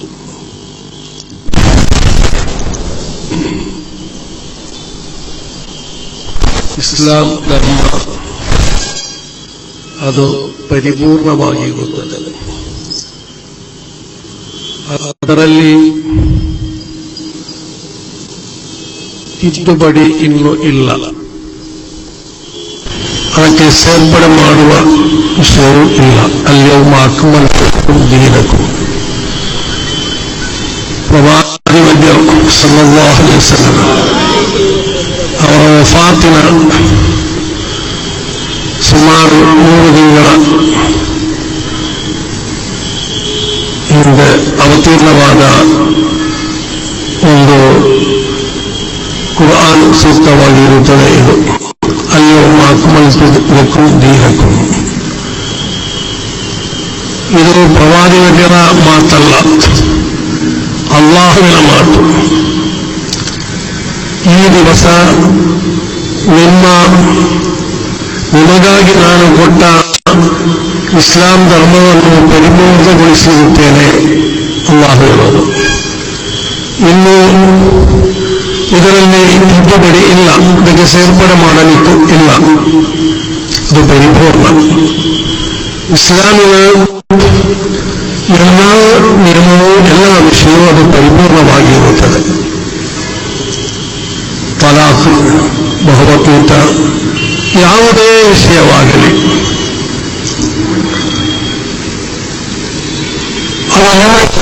ಪರಿಪೂರ್ಣ.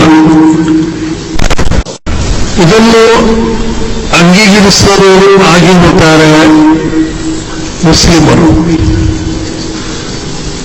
ಇದಕ್ಕೆ ತಿದ್ದುಪಡಿ ಮಾಡುವವನು ಯಾರು? ಅಲ್ಲಾಹು. ಅಲ್ಲಾಹು ಇನ್ನೂ ತಿದ್ದುಪಡಿ ಮಾಡಲಿಕ್ಕಿಲ್ಲ. ಪ್ರವಾದಿಗಳ ವಫಾತಿನೊಂದಿಗೆ ಇನ್ನು ಯಾರೂ ಇಲ್ಲಿ ಪ್ರವಾದಿಗಳು ಇಲ್ಲ. ಕಿಯಾಮತ್ ತನಕ ಈ ದೀನುಲ್ ಇಸ್ಲಾಂ ಇದೇ ರೀತಿ ನೆಲೆಸಬೇಕು. ಇದಕ್ಕೆ ಒಂದು ತಿದ್ದುಪಡಿ ತರುವ ಒಂದು ಅಧಿಕಾರವನ್ನು ಪ್ರವಾದಿಯವರಿಗೆ ಕೂಡ ಅಲ್ಲಾಹು ಕೊಡಲಿಲ್ಲ. ಅಲ್ಲಾಹುವಿನ ದೀನನ್ನು ಜನರಿಗೆ ತಲುಪಿಸಿಕೊಡುವ ಜವಾಬ್ದಾರಿ ಮಾತ್ರವಾಗಿತ್ತು ಪ್ರವಾದಿಯವರದ್ದು. ಪ್ರವಾದಿಯವರ ನಂತರ ಬಂದ ಇನ್ನು ಬರುವ ಯಾವುದೇ ಉಲಮಾಗಳಿಗೂ ಇದರ ಅಧಿಕಾರ ಇರುವುದಿಲ್ಲ. ಉಲಮಾಗಳ ಜವಾಬ್ದಾರಿ ಇದನ್ನು ಜನರಿಗೆ ಕಲಿಸಿಕೊಡುವುದು. ಇದನ್ನು ಈ ಧರ್ಮವನ್ನು ಸಂರಕ್ಷಣೆ ಮಾಡುವುದು.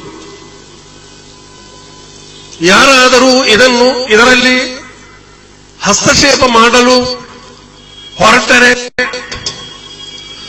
ಅವರಿಗೆ ಸತ್ಯವನ್ನು ಮನವರಿಕೆ ಮಾಡಿಕೊಟ್ಟು ಇದಕ್ಕೆ ಬದಲಾವಣೆ ಇಲ್ಲ, ಆ ಬದಲಾವಣೆಯನ್ನು ನಾವು ವಿರೋಧಿಸುತ್ತೇವೆ, ನಮ್ಮ ವಿರೋಧ ಯಾವಾಗಲೂ ಇದೆ ಎಂದು ಜನರಿಗೆ ಕಲಿಸಿಕೊಡುವುದು ಇದಾಗಿರುತ್ತದೆ. ಉಲಮಾಗಳ ಮತ್ತು ಸರ್ವ ಮುಸ್ಲಿಮರ ಜವಾಬ್ದಾರಿಯದಾಗಿರುತ್ತದೆ. ತಲಾಖ್, ಬಹುಮತೀತ ಯಾವುದೇ ವಿಷಯವಾಗಲಿ, ಈಗಿರುವುದು ತಲಾಖಿನ ವಿಷಯ. 3 ತಲಾಖ್ ಅದು ಇಸ್ಲಾಮಿನಲ್ಲಿ ಇರುವ ಒಂದು ವಿಷಯ.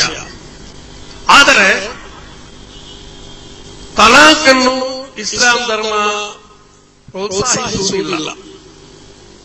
ತಲಾಖ್ ಅಗತ್ಯ ಬಂದಾಗ ಉಪಯೋಗಿಸುವ ಒಂದು ವಿಷಯ ಮಾತ್ರವಾಗಿ ಇರುತ್ತದೆ. ತಲಾಖ್ ಹೇಳಿ ಎಂದು ಕುರ್ಆನಿನಲ್ಲಿ ಇಲ್ಲ. ಕುರ್ಆನ್ನ ವಿಶದೀಕರಣವಾದ ಹದೀಸಿನಲ್ಲಿಯೂ ಇಲ್ಲ ತಲಾಖ್ ಹೇಳಬೇಕು ಎಂದು. ತಲಾಖನ್ನು ಜಾಗ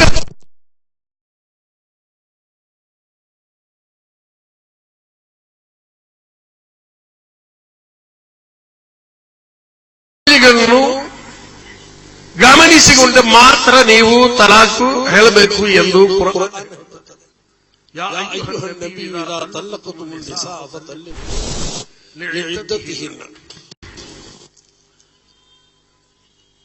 ಮನಗಂಡಂತೆ ತಲಾಕ್ ಹೇಳುವುದು ಅದು ಸರಿಯಲ್ಲ. ತಲಾಕ್ ಹೇಳುವ ಸಂದರ್ಭ ಬಂದರೆ ಹೆಣ್ಣು ಮತ್ತು ಗಂಡು ಯಾವ ರೀತಿಯಲ್ಲೂ ಅವರ ಸ್ವಭಾವದಲ್ಲಿ ಅವರಿಗೆ ಹೊಂದಾಣಿಕೆಯಾಗಿ ಹೋಗಲು ಆಗುವುದಿಲ್ಲ, ಜೀವಿಸಲು ಆಗುವುದಿಲ್ಲ. ಅಂತಹ ಸಂದರ್ಭಗಳಲ್ಲಿ ತಲಾಕ್ ಹೇಳಲೇಬೇಕಾಗುತ್ತದೆ. ಆದರೆ ತಲಾಕ್ ಹೇಳುವುದಾದರೆ ನೀವು ಆ ಹೆಣ್ಣಿನ ಅವಳಿಗೆ ಮೆನ್ಸಸ್ ಇದೆಯೋ ಅದು ತಿಳಿದಿರಬೇಕು. ಮೆನ್ಸಸ್ ಇರುವ ಸಮಯದಲ್ಲಿ ತಲಾಕ್ ಹರಾಮ್, ಶುದ್ಧಿ ಇರುವ ಆ ಸಮಯದಲ್ಲಿ ಆಗಬೇಕು ತಲಾಕ್ ಹೇಳುವುದು ಎಂದು ಇಸ್ಲಾಂ ಕುರ್ಆನ್ ಹೇಳುವಾಗ ಇದರ ಅರ್ಥವೇನು? ಮನಗಂಡಾಗೆ ತಲಾಕ್ ಹೇಳುವುದು ಅದು ಸರಿಯಲ್ಲ. ಆ ಹೆಣ್ಣಿನ ನಂತರ ಒಂದು ಮುಷಾವರ ಒಂದು ಆಲೋಚನೆ ಮಾಡಿ ತಲಾಕ್ ಹೇಳಬೇಕು. ಆದರೆ ತಲಾಕ್ ಯಾವ ರೀತಿಯಲ್ಲಿ ಹೇಳಿದರೂ ತಲಾಕ್ ಸಿಂಧುವಾಗುತ್ತದೆ, ಅದು ಯಥಾರ್ಥ ರೀತಿಯಲ್ಲ ಮಾತ್ರ.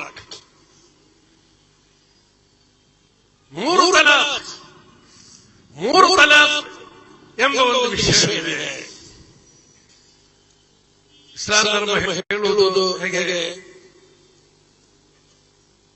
ಹೆಣ್ಣು ಮತ್ತು ಗಂಡು ಅವರು ಒಳ್ಳೆಯ ರೀತಿಯಲ್ಲಿ ನಡೆಯಲಿಕ್ಕೆ ಸಾಧ್ಯವಾಗದಿದ್ದರೆ ಹೆಣ್ಣಿಗೆ ಶುದ್ಧಿ ಇರುವ ಆ ಸಮಯದಲ್ಲಿ ಒಂದು ತಲಾಕ್ ಮಾತ್ರ ಹೇಳಬೇಕು. ಆ ತಲಾಕ್ ಹೇಳುವುದು ಯಾವಾಗ? ಹೆಣ್ಣಿನ ಸ್ವಭಾವದಲ್ಲಿ ಮಾತ್ರ ಏನಾದರೂ ಕೊರತೆ ಕಂಡರೆ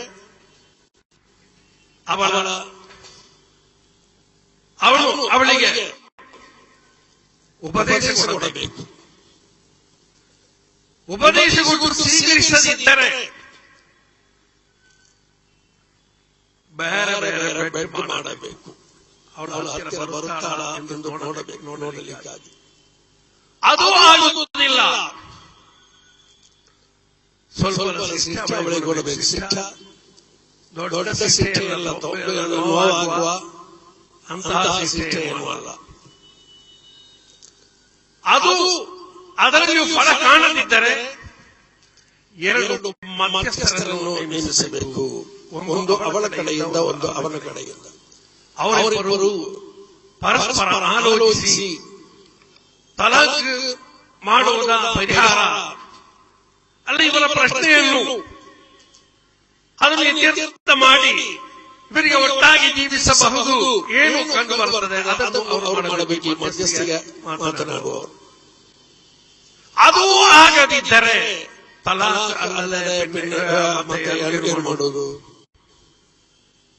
ಹಾಗೆ ತಲಾಕ್ ಮಾಡುವುದಾದರೆ ಒಂದು ತಲಾಕ್ ಹೇಳಬೇಕು, ಒಂದು ಮಾತ್ರ ಹೇಳಿ ಅವಳ ಶುದ್ಧಿ ಮುಗಿದ ನಂತರ ಮೆನ್ಸಾಗಿ ಎರಡನೇ ಶುದ್ಧಿಯಲ್ಲಿ ಆಲೋಚಿಸಬೇಕಾದರೆ ಇನ್ನೊಂದು ತಲಾಕ್.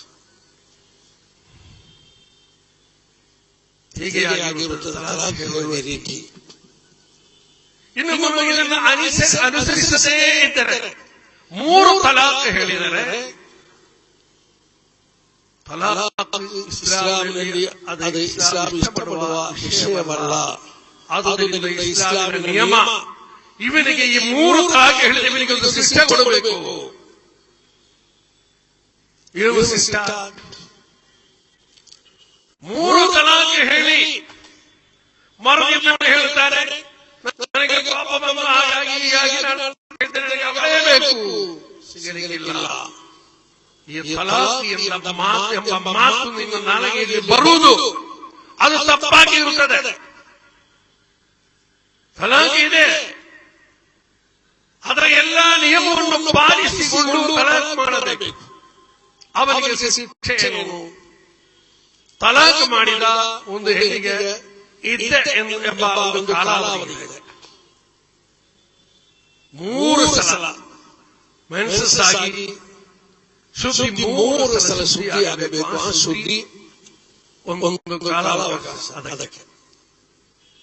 ಅದು ಕಳೆದ ನಂತರ ಬೇರೊಬ್ಬನಿಗೆ ಅವಳನ್ನು ವಿವಾಹ ಮಾಡಿಕೊಡಬೇಕು. ಅವಳು ಒಂದಾದ ನಂತರ ಅವನು ತಲಾಖ್ ಹೇಳಿದರೆ ಅವನ ಆ ಕಾಲ ಅವಕಾಶವು ಮುಗಿದ ನಂತರ ಆ 3 ತಲಾಖ್ ಹೇಳಿದವನಿಗೆ ಮರು ವಿವಾಹ ಮಾಡಬಹುದು. ಇದು ಯಾಕೆ ಮಾಡುವಂಥದ್ದು? ಇದು 3 ತಲಾಖ್ ಹೇಳಿ ಆಡುವವರು ಅವರು ಕಳೆಯಬೇಕು.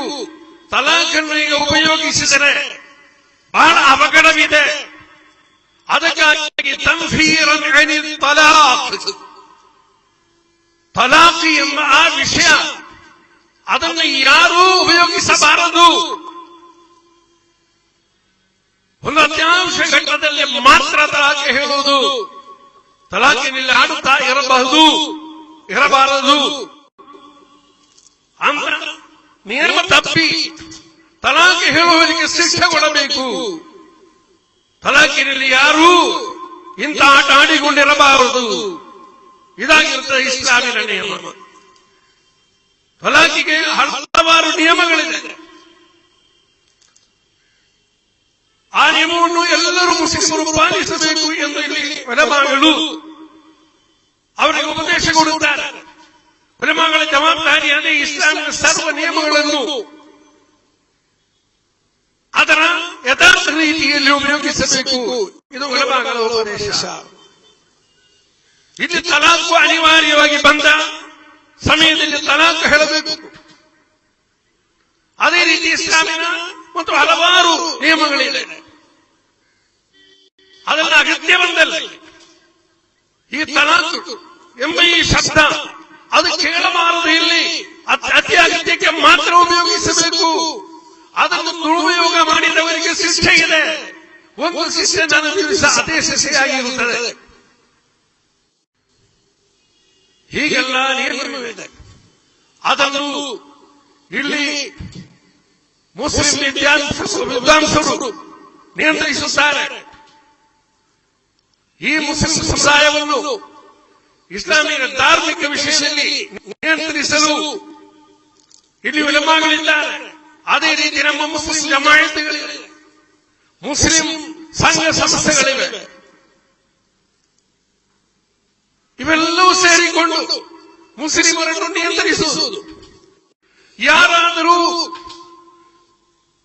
ಕೆಲವರು ಇರುತ್ತಾರೆ, ಯಾರಾದರೂ ಅವರು ಹೆಸರಿಗೆ ಮಾತ್ರ ಮುಸ್ಲಿಂ, ಇಸ್ಲಾಮಿನ ತತ್ವ ಪ್ರಕಾರ ಅವರು ಇರುವುದಿಲ್ಲ ಅಂತ ಅವರು ಏನಾದರೂ ಹೇಳಿದರೆ ಅದನ್ನು ಸರ್ವ ಮುಸ್ಲಿಮರ ಮೇಲೆ ಹೊರಿಸಬಾರದು. ನಮಗೆ ಇಲ್ಲಿ ಮುಸ್ಲಿಮರಾಗಿ ಇಸ್ಲಾಮಿನ ಶರೀಅತ್ ನಿಯಮ ಪ್ರಕಾರ ಇಲ್ಲಿ ಜೀವಿಸಬೇಕು. ಎಲ್ಲಿ? ನಮ್ಮ ಈ ಭಾರತದಲ್ಲಿ ಎಲ್ಲರೂ ಮುಸ್ಲಿಂ ಆಗಬೇಕು ನಾವು ಅದು ಹೇಳುವುದಿಲ್ಲ. ಮುಸ್ಲಿಂ ಆದವರಿಗೆ, ಮುಸ್ಲಿಂ ಆಗಿದ್ದವರಿಗೆ ಮುಸ್ಲಿಂ ಆಗಿ ಬಾಳಬೇಕು. ಅದಕ್ಕೆ ಅವಕಾಶ ಇರಬೇಕು. ನಮಗೆ ಅವಕಾಶ ಇದೆ, ಅವಕಾಶ ಮಾಡಿಕೊಟ್ಟಿರುತ್ತಾರೆ, ಮೊದಲೇ ಇದೆ, ಅದು ಇನ್ನೂ ಬೇಕು. ಅದರಲ್ಲಿ ಯಾರಾದರೂ ಹಸ್ತಕ್ಷೇಪ ಮಾಡಬಾರದು. ಈ ವಿಷಯದಲ್ಲಿ ನಮಗೆ ರಾಜಕೀಯವಿಲ್ಲ. ಯಾವ ಪಾರ್ಟಿಯವರಾಗಲಿ ಯಾರಾಗಲಿ ಇಲ್ಲಿ ಅಧಿಕಾರ ನಡೆಸುವುದು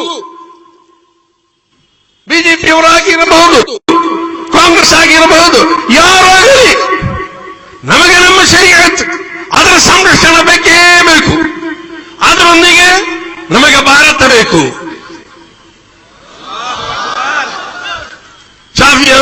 ಅವರು ಉದ್ಘಾಟಿಸಿದರು, ಜೈ ಭಾರತ್ ಜೈ ಕರ್ನಾಟಕ ಹೇಳಿದರು. ನಮಗೆ ಬೇಕು, ನಾವು ಭಾರತೀಯರು. ಇಲ್ಲಿ ಭಾರತವನ್ನು ಎದುರಿಸಲಿಕ್ಕಾಗಿ ಯಾರಾದರೂ ಹೊರಗಿಂದ ಬಂದರೆ, ಅದು ಪಾಕಿಸ್ತಾನವಾಗಲಿ ಅಥವಾ ಚೈನಾ ಆಗಲಿ, ಯಾರು ಬಂದರೆ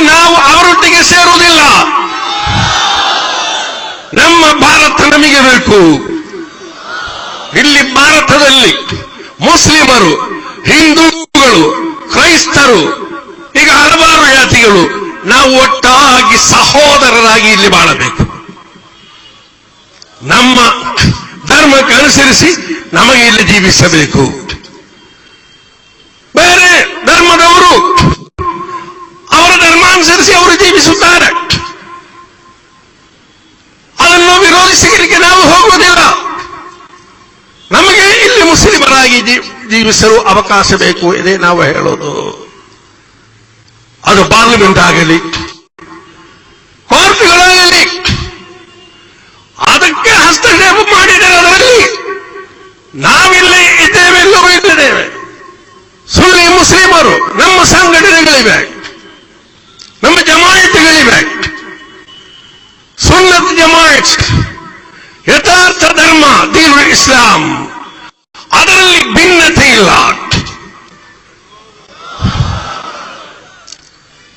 ಕೆಲವು ವಿಷಯದಲ್ಲಿ ಕೆಲವರೆಡೆ ಯಾವುದಾದರೂ ಅಭಿಪ್ರಾಯ ವ್ಯತ್ಯಾಸವಿರಬಹುದು, ಅದು ಬೇರೆ ವಿಷಯ. ಧರ್ಮದ ವಿಷಯದಲ್ಲಿ ಫಲಾಖಿನ ಬಹುಬದ್ಧೀತ, ನಮಾಜ್, ಹಜ್, ಇದರಲ್ಲಿ ಯಾವುದೇ ಭಿನ್ನತೆ ನಮ್ಮೆಡೆಯಲ್ಲಿ ಇಲ್ಲ. ನಾವು ಇಲ್ಲಿ ವಿಭಿನ್ನವಾದ ರೀತಿಯಲ್ಲಿ ನಾವು ಇಲ್ಲಿದ್ದೇವೆ. ನಾವು ನಮ್ಮಲ್ಲಿ ಮುಸ್ಲಿಮರು ಒಗ್ಗಟ್ಟಿನಲ್ಲಿಲ್ಲ ಎಂದು ಯಾರು ನೆನೆಸುವುದು ಬೇಡ. ನಮ್ಮ ಈಮಾನಿನ ವಿಷಯದಲ್ಲಿ, ನಮ್ಮ ಧರ್ಮದ ವಿಷಯದಲ್ಲಿ ಯಾರಾದರೂ ಹಸ್ತಕ್ಷೇಪ ಮಾಡುವುದಾದರೆ ನಾವೆಲ್ಲರೂ ಒಟ್ಟಾಗಿದ್ದೇವೆ ಇಲ್ಲಿ.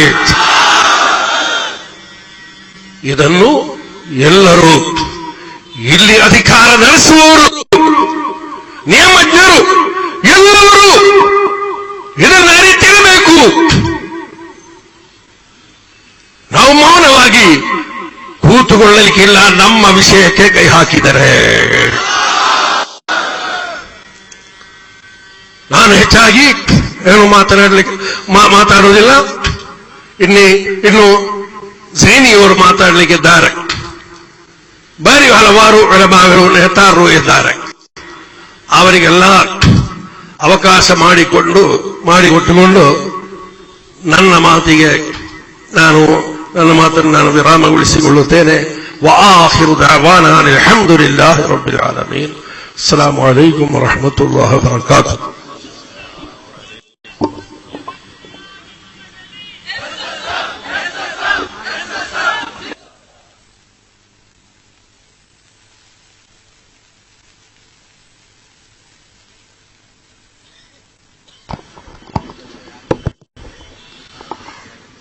ಇಸ್ಲಾಂ ಧರ್ಮದ ನೈಜ ಸ್ವರೂಪವನ್ನು ಈ ಪ್ರತಿಭಟನಾ ಸಭೆಯ ಮುಂದಿಟ್ಟ ಈ ಸಭೆಯ ಅಧ್ಯಕ್ಷತೆಯನ್ನು ವಹಿಸಿದ ಕಾಜಿ ಬೇಕಲ್ ಇಬ್ರಾಹಿಂ ಮುಸ್ಲಿಯಾರ್ ಉಸ್ತಾದರವರಿಗೆ ಸುನ್ನಿ ಸಂಘಟನೆಗಳ ಒಕ್ಕೂಟ ಇದರ ವತಿಯಿಂದ ಹಾರ್ದವಾಗಿ ಅಭಿನಂದನೆಯನ್ನು ಸಲ್ಲಿಸಿದ ನಮ್ಮ ಈ ಪ್ರತಿಭಟನಾ ಸಭೆಗೆ ಕರ್ನಾಟಕ ಸುನ್ನಿ ವಿದ್ವಾಂಸ ಒಕ್ಕೂಟದ ಪ್ರಧಾನ ಕಾರ್ಯದರ್ಶಿಗಳಾಗಿರುವ ಕೆ ಮೊಹಮ್ಮದ್ ಸೈರಿ ಒಳಗೂರು ಉಸ್ತಾದ್, ಅದೇ ರೀತಿ ಕರ್ನಾಟಕ ಕಲ್ಚರಲ್ ಫೌಂಡೇಶನ್ ಇದರ ಸೌದಿ ಅರೇಬಿಯಾದ ರಾಷ್ಟ್ರೀಯ ನಾಯಕರಾಗಿರುವ ನಜೀರ್ ಕಾಶ್ಪಟ್ನ ಸಹಿತ ನಾಯಕರು ಇಲ್ಲಿ ಆಗಮಿಸಿದ್ದಾರೆ. ಇವರನ್ನು ಸ್ವಾಗತಿಸಿದ ಈ ವೇದಿಕೆಯ ಬಲಭಾಗದಲ್ಲಿ ಡಿಸಿ ಆಫೀಸಿಗೆ ಹೋಗುವವರಿಗೆ ವಾಹನಗಳಿಗೆ ಅನುಕೂಲವಾಗುವಂತೆ ಎಲ್ಲ ನಮ್ಮ ಕಾರ್ಯಕರ್ತರು, ಹಿತೈಷಿಗಳು ಅಲ್ಲಿ ದಾರಿಯನ್ನು ಬಿಟ್ಟುಕೊಡಬೇಕು. ಯಾರು ಕೂಡ ಸಂಚಾರಕ್ಕೆ ತೊಡಕನ್ನುಂಟು ಮಾಡಬಾರದಾಗಿ ಸಂಘಟಕರ ಪರವಾಗಿ ವಿನಂತಿಸ್ತಾ ಇದ್ದೇವೆ. ಇದೀಗ ಈ ಪ್ರತಿಭಟನೆಯ ಉದ್ದೇಶವನ್ನು, ಲಕ್ಷ್ಯವನ್ನು ಮುಂದಿರಿಸಿ ಪ್ರತಿಭಟನಾ ಸಭೆಯ ಮುಖ್ಯ ಭಾಷಣವನ್ನು ಮಾಡಲಿಕ್ಕಿದ್ದಾರೆ ಖ್ಯಾತ ವಾಗ್ಮಿಗಳು, ಸುನ್ನಿ ಯುವಜನ ಸಂಘ ಇದರ ರಾಜ್ಯ ಕಾರ್ಯದರ್ಶಿಗಳಾಗಿರುವ MSM ಝೈನಿ ಕಾಬಿಲ್.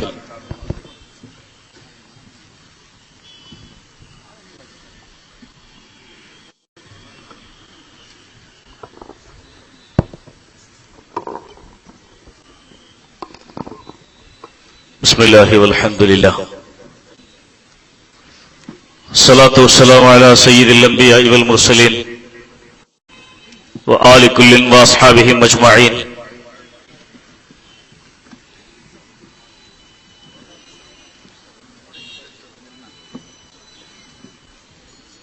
ಗೌರವಾನ್ವಿತ ಸಭಾಧ್ಯಕ್ಷರೇ, ಕಾರ್ಯಕ್ರಮದ ಉದ್ಘಾಟಕರೇ, ಕರ್ನಾಟಕದ ದಕ್ಷಿಣ ಕನ್ನಡ ಜಿಲ್ಲೆಯ ವಿವಿಧ ಸುನ್ನಿ ಸಂಘಟನೆಗಳ ಪದಾಧಿಕಾರಿಗಳೇ, ಕಾರ್ಯಕರ್ತರೇ,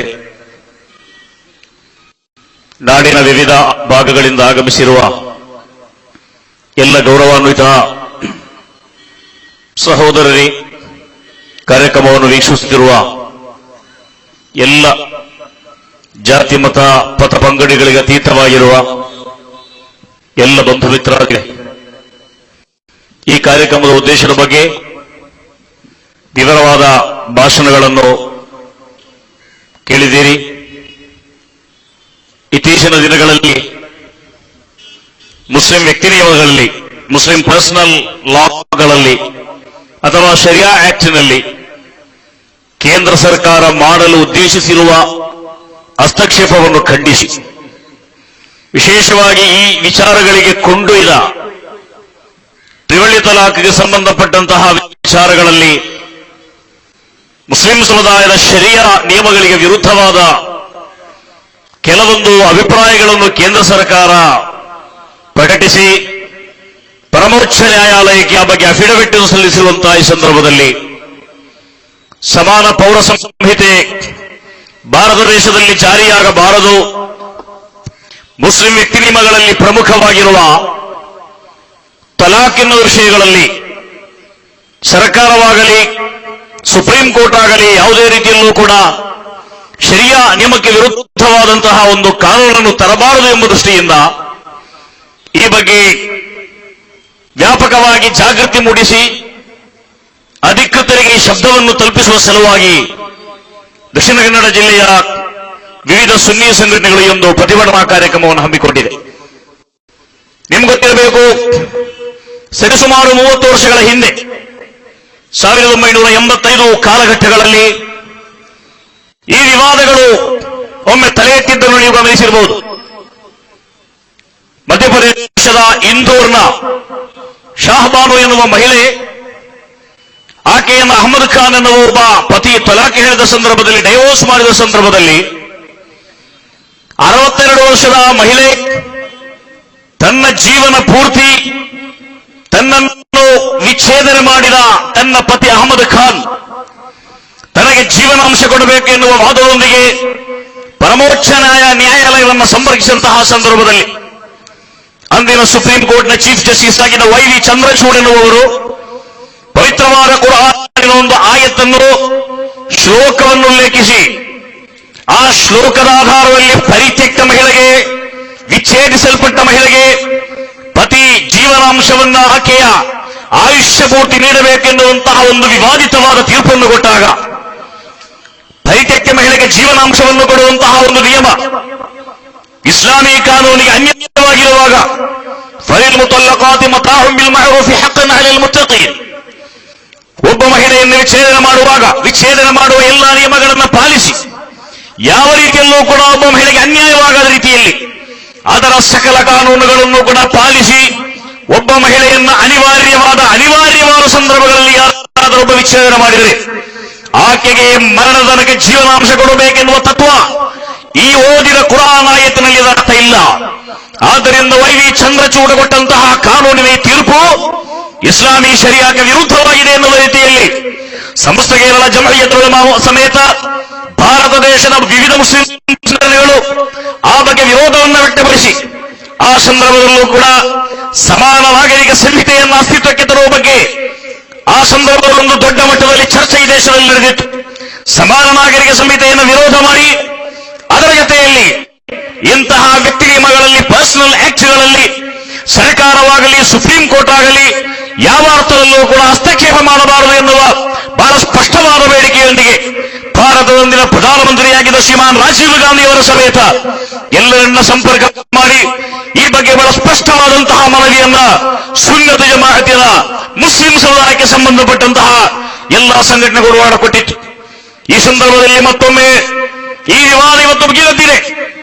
ನಿಮ್ಗೆ ಗೊತ್ತಿರಬೇಕು, ಉತ್ತರಾಖಂಡ ರಾಜ್ಯದ ಕಾಶ್ಮೀರ ಜಿಲ್ಲೆಯ 35 ವರ್ಷದ ಶಾಯರಾ ಬಾನು ಎನ್ನುವ ಮಹಿಳೆ, ಆಕೆಗೆ ತನ್ನ ಪತಿಯಾಗಿರುವ ರಿಜ್ವಾನ್ ಅಹಮದ್ ಎನ್ನುವ ಟೆಲಿಗ್ರಾಮ್ ಮೂಲಕ 3 ತಲಾಖನ್ನು ಕೊಟ್ಟು ವಿಚ್ಛೇದನ ಮಾಡಿ ಆ ವಿಷಯಗಳಲ್ಲಿ ತನಗೆ ಅನ್ಯಾಯವಾಗಿದೆ ಎನ್ನುವ ವಾದದೊಂದಿಗೆ ಶಾಯರಾ ಬಾನು ಎನ್ನುವ ಮಹಿಳೆ ಸುಪ್ರೀಂ ಕೋರ್ಟ್ಗೆ ಹೋದದ್ದು ತನಗೆ ಅನ್ಯಾಯವಾಗಿದೆ ಎನ್ನುವ ಒಂದು ಕಾರಣಕ್ಕಾಗಿ ಮಾತ್ರವಲ್ಲ. ಅದರ ಜೊತೆಗೆ ಶಾಯರಾ ಬಾನು ಮತ್ತೊಂದು ವಾದವನ್ನು ಮಂಡಿಸಿದ್ದಾರೆ. ಅದೇನೆಂದರೆ, ನನಗೆ ಅನ್ಯಾಯವಾಗಲು ಕಾರಣ ಇಸ್ಲಾಮಿ ಶರಿಯಾದಲ್ಲಿರುವ ಟ್ರಿಪಲ್ ತಲಾಕ್, ಆದ್ದರಿಂದ ಈ ತ್ರಿವಳಿ ತಲಾಖನ್ನು ಬ್ಯಾನ್ ಮಾಡಬೇಕೆನ್ನುವ ರೀತಿಯಲ್ಲಿ ಸುಪ್ರೀಂ ಕೋರ್ಟ್ಗೆ ಆಕೆ ಮೊರೆ ಹೋಗಿದ್ದಾರೆ. ಈ ನಿಟ್ಟಿನಲ್ಲಿ ಮತ್ತೊಮ್ಮೆ ಭಾರತ ದೇಶದಲ್ಲಿ ತ್ರಿವಳಿ ತಲಾಕ್ ಮತ್ತು ಸಮಾನ ನಾಗರಿಕ ಸಂಹಿತೆಯ ಚರ್ಚೆಗಳು ಮತ್ತೊಮ್ಮೆ ಬಂದಿದೆ. ಸಹೋದರಿ ಈಗಾಗಲೇ ಹೇಳಿದ ಹಾಗೆ ಉತ್ತರಾಖಂಡದ ಶಾಯರಾ ಬಾನು ಹಿಂದಿಗೆ ತನ್ನ ಗಂಡನಿಂದ ಏನಾದರೂ ಅನ್ಯಾಯವಾಗಿದ್ದರೆ ಆ ಅನ್ಯಾಯದಲ್ಲಿ ನಾವು ಶಾಯರಾ ಬಾನು ಜೊತೆ ಇದ್ದೇವೆ. ಮದುವೆಯ ಮರುದಿವಸವೇ 4 ವೀಲರ್ ವಾಹನಕ್ಕಾಗಿ, ಚತುಷ್ಚಕ್ರ ವಾಹನಕ್ಕಾಗಿ ಆತ ಪೀಡಿಸಿದ್ದಾನೆ ಅಂತ ಹೇಳ್ತಾಳೆ ಅವಳು. ಆ ಬಗ್ಗೆ ನಾವು ಆಕೆಯೊಂದಿಗಿದ್ದೇವೆ. ಅದೇ ರೀತಿ ಮದುವೆಯಾಗಿ 2 ವರ್ಷಗಳ ತನಕ ಕೂಡ ಆತನಿಗೆ ಮಗುವಾಗಿಲ್ಲ ಎನ್ನುವ ಕಾರಣಕ್ಕೆ ರಿಯಾಜ್ ಅಹಮದ್ರೊಂದಿಗೆ ಆಕೆಯ ತಾಯಿ ರಿಯಾಜ್ನ ತಾಯಿಕೆಯನ್ನು ತಲಾಖ್ ಹೇರಲಿಕ್ಕೆ ಪೀಡಿಸಿದ್ದಾರೆ ಅಂತ ಹೇಳ್ತಾಳೆ ಶಾಯರಾ ಬಾನು.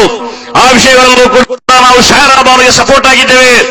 ಅದಲ್ಲದೆ 4-5 ಬಾರಿ ಅಬೋರ್ಷನ್ ಮಾಡಿ ಅನೇಕ ರೀತಿಯ ದೈಹಿಕ ಮಾನಸಿಕವಾದ ಹಿಂಸೆಗಳನ್ನು ಕೊಟ್ಟು ತನ್ನ ಮಕ್ಕಳನ್ನು ಕೂಡ ತನಗೆ ಕಾಣುವ ಅವಕಾಶವನ್ನು ಮಾಡಿಕೊಡದೆ ಕಟ್ಟಕಡೆಯದಾಗಿ ತಾನು ತನ್ನ ಪೇರೆಂಟ್ಸ್ ತವರು ಮನೆಯಲ್ಲಿದ್ದಾಗ ಟೆಲಿಗ್ರಾಮ್ ಮೂಲಕ ತ್ರಿಪಲ್ ತಲಾಖನ್ನು ಗಳಿಸಿ ತನ್ನ ದಾಂಪತ್ಯ ಜೀವನವನ್ನು ವಿಚ್ಛೇದಿಸಿರುವುದು ತನಗೆ ಮಾಡಿರುವ ಅನ್ಯಾಯ ಅಂತ ಶಾಯರಾ ಬಾನು ಹೇಳುವುದಾದರೆ, ಆಕೆಯ ಪತಿಯಿಂದ ಯಾವುದೆಲ್ಲ ರೀತಿಯಿಂದ ಆಕೆಗೆ ಅನ್ಯಾಯವಾಗಿದೆಯೋ ಎಲ್ಲ ಅನ್ಯಾಯಗಳನ್ನು ನಾವು ಖಂಡನೆ ಮಾಡ್ತಾ ಇದ್ದೇವೆ.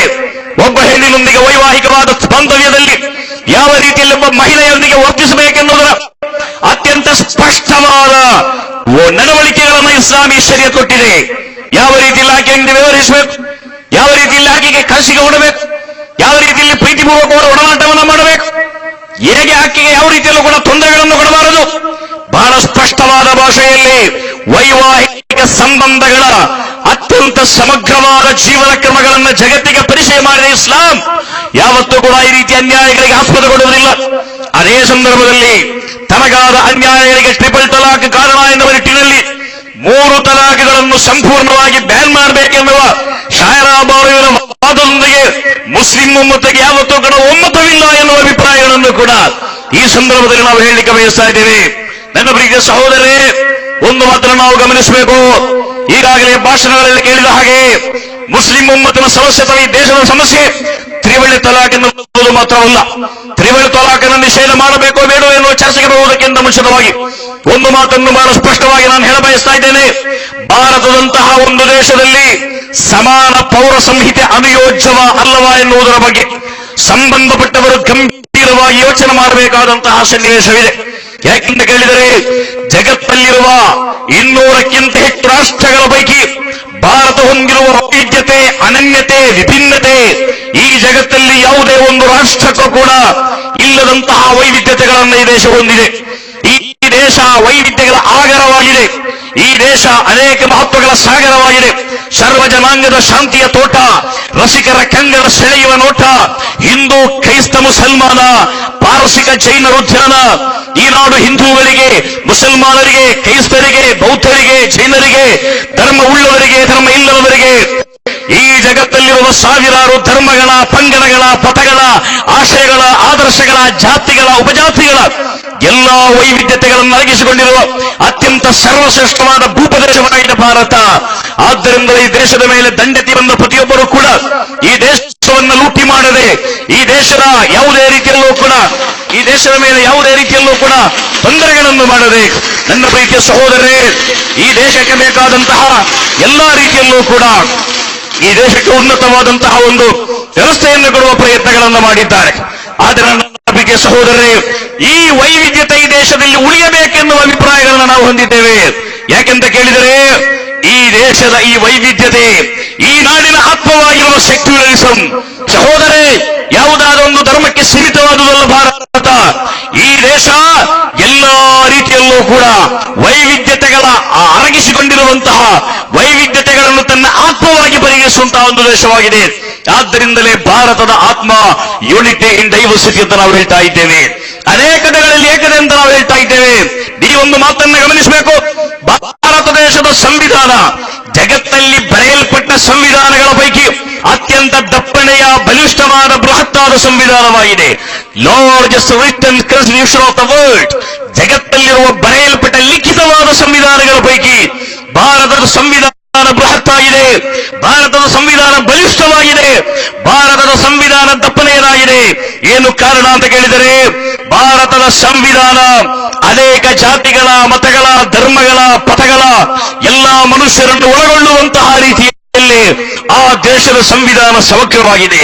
ನನ್ನ ಪ್ರೀತಿಯ ಸಹೋದರರೇ, ಅಂತಹ ಸಂವಿಧಾನದಲ್ಲಿ ಬಹಳ ಸ್ಪಷ್ಟವಾಗಿ ಈ ದೇಶ ಎಲ್ಲ ಜನರಿಗೂ ಕೂಡ ಸಮಾನವಾದ ರೀತಿಯಲ್ಲಿ ಪರಿಗಣನೆಯನ್ನು ಕೊಡುವುದಾಗಿ ದೇಶದ ಸಂವಿಧಾನದಲ್ಲಿ ಬಹಳ ಸ್ಪಷ್ಟವಾಗಿ ಹೇಳಿದೆ. ನೀವು ಯೋಚನೆ ಮಾಡಿ ನೋಡಿ, ಭಾರತ ದೇಶದ ಬೃಹತ್ತಾದ ಸಂವಿಧಾನದ ಮೂಲಭೂತವಾದ ಹಕ್ಕುಗಳನ್ನು ಪ್ರತಿಪಾದನೆ ಮಾಡುವ ಜಾಗದಲ್ಲಿ ಧಾರ್ಮಿಕ ಸ್ವಾತಂತ್ರ್ಯಕ್ಕೆ ಸ್ಪಷ್ಟವಾದ ರೀತಿಯ ಅವಕಾಶಗಳನ್ನು ನಮ್ಮ ನಾಡಿನ ಸಂವಿಧಾನದಲ್ಲಿ ನೀಡಲಾಗಿದೆ. ಸಂವಿಧಾನದ ಪೀಠಿಕೆಯಲ್ಲಿ, ಸಂವಿಧಾನದ ಪ್ರಿಯಾಂಬಲ್ನಲ್ಲಿ ಬಹಳ ಸ್ಪಷ್ಟವಾಗಿ ಹೇಳಿದ್ದನ್ನು ಕಾಣಲಿಕ್ಕೆ ಸಾಧ್ಯವಾಗಬಹುದು. ಈ ಸಂವಿಧಾನ ಭಾರತದ ಪ್ರತಿಯೊಬ್ಬ ಪ್ರಜೆಗೂ ಕೂಡ ಕೊಡುವಂತಹ ಹಕ್ಕು ಯಾವುದು ಎನ್ನುವುದರ ಬಗ್ಗೆ ಸಂವಿಧಾನದ ಪೀಠಿಕೆಯಲ್ಲಿ ಬಹಳ ಸ್ಪಷ್ಟವಾಗಿ ಬರೆದಿದೆ.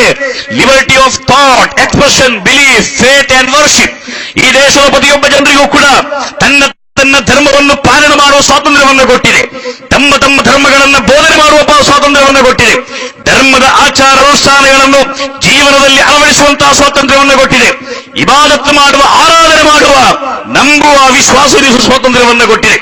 ಈ ಸ್ವಾತಂತ್ರ್ಯವನ್ನು ಕೊಟ್ಟದರ ಬಗ್ಗೆ ಭಾರತದ ಸಂವಿಧಾನದ ಪೀಠಿಕೆಯಲ್ಲಿ ಪ್ರಿಯಾಂಬಲ್ನಲ್ಲಿ ಬಹಳ ಸ್ಪಷ್ಟವಾಗಿ ಹೇಳಿರುವಾಗ 25ರಿಂದ 29ರ ತನಕವಿರುವ ಭಾರತದ ಸಂವಿಧಾನದ ಫಂಡಮೆಂಟಲ್ ರೈಟ್ಸ್ಗಳಲ್ಲಿ ಧಾರ್ಮಿಕವಾದ ಹಕ್ಕುಗಳನ್ನು ಕೊಡುವ ಬಗ್ಗೆ ಬಹಳ ಸ್ಪಷ್ಟವಾದ ಉಲ್ಲೇಖಗಳಿರುವಾಗ ಆರ್ಟಿಕಲ್ 25ರಲ್ಲಿ ಬಹಳ ಸ್ಪಷ್ಟವಾಗಿ ಇಂಡಿಯನ್ ಕಾನ್ಸ್ಟಿಟ್ಯೂಷನ್ ಕಾಣಲಿಕ್ಕೆ ಸಾಧ್ಯವಾಗ್ತದೆ. All persons are equally entitled to freedom of conscience and the right freely to profess, practice and propagate religion.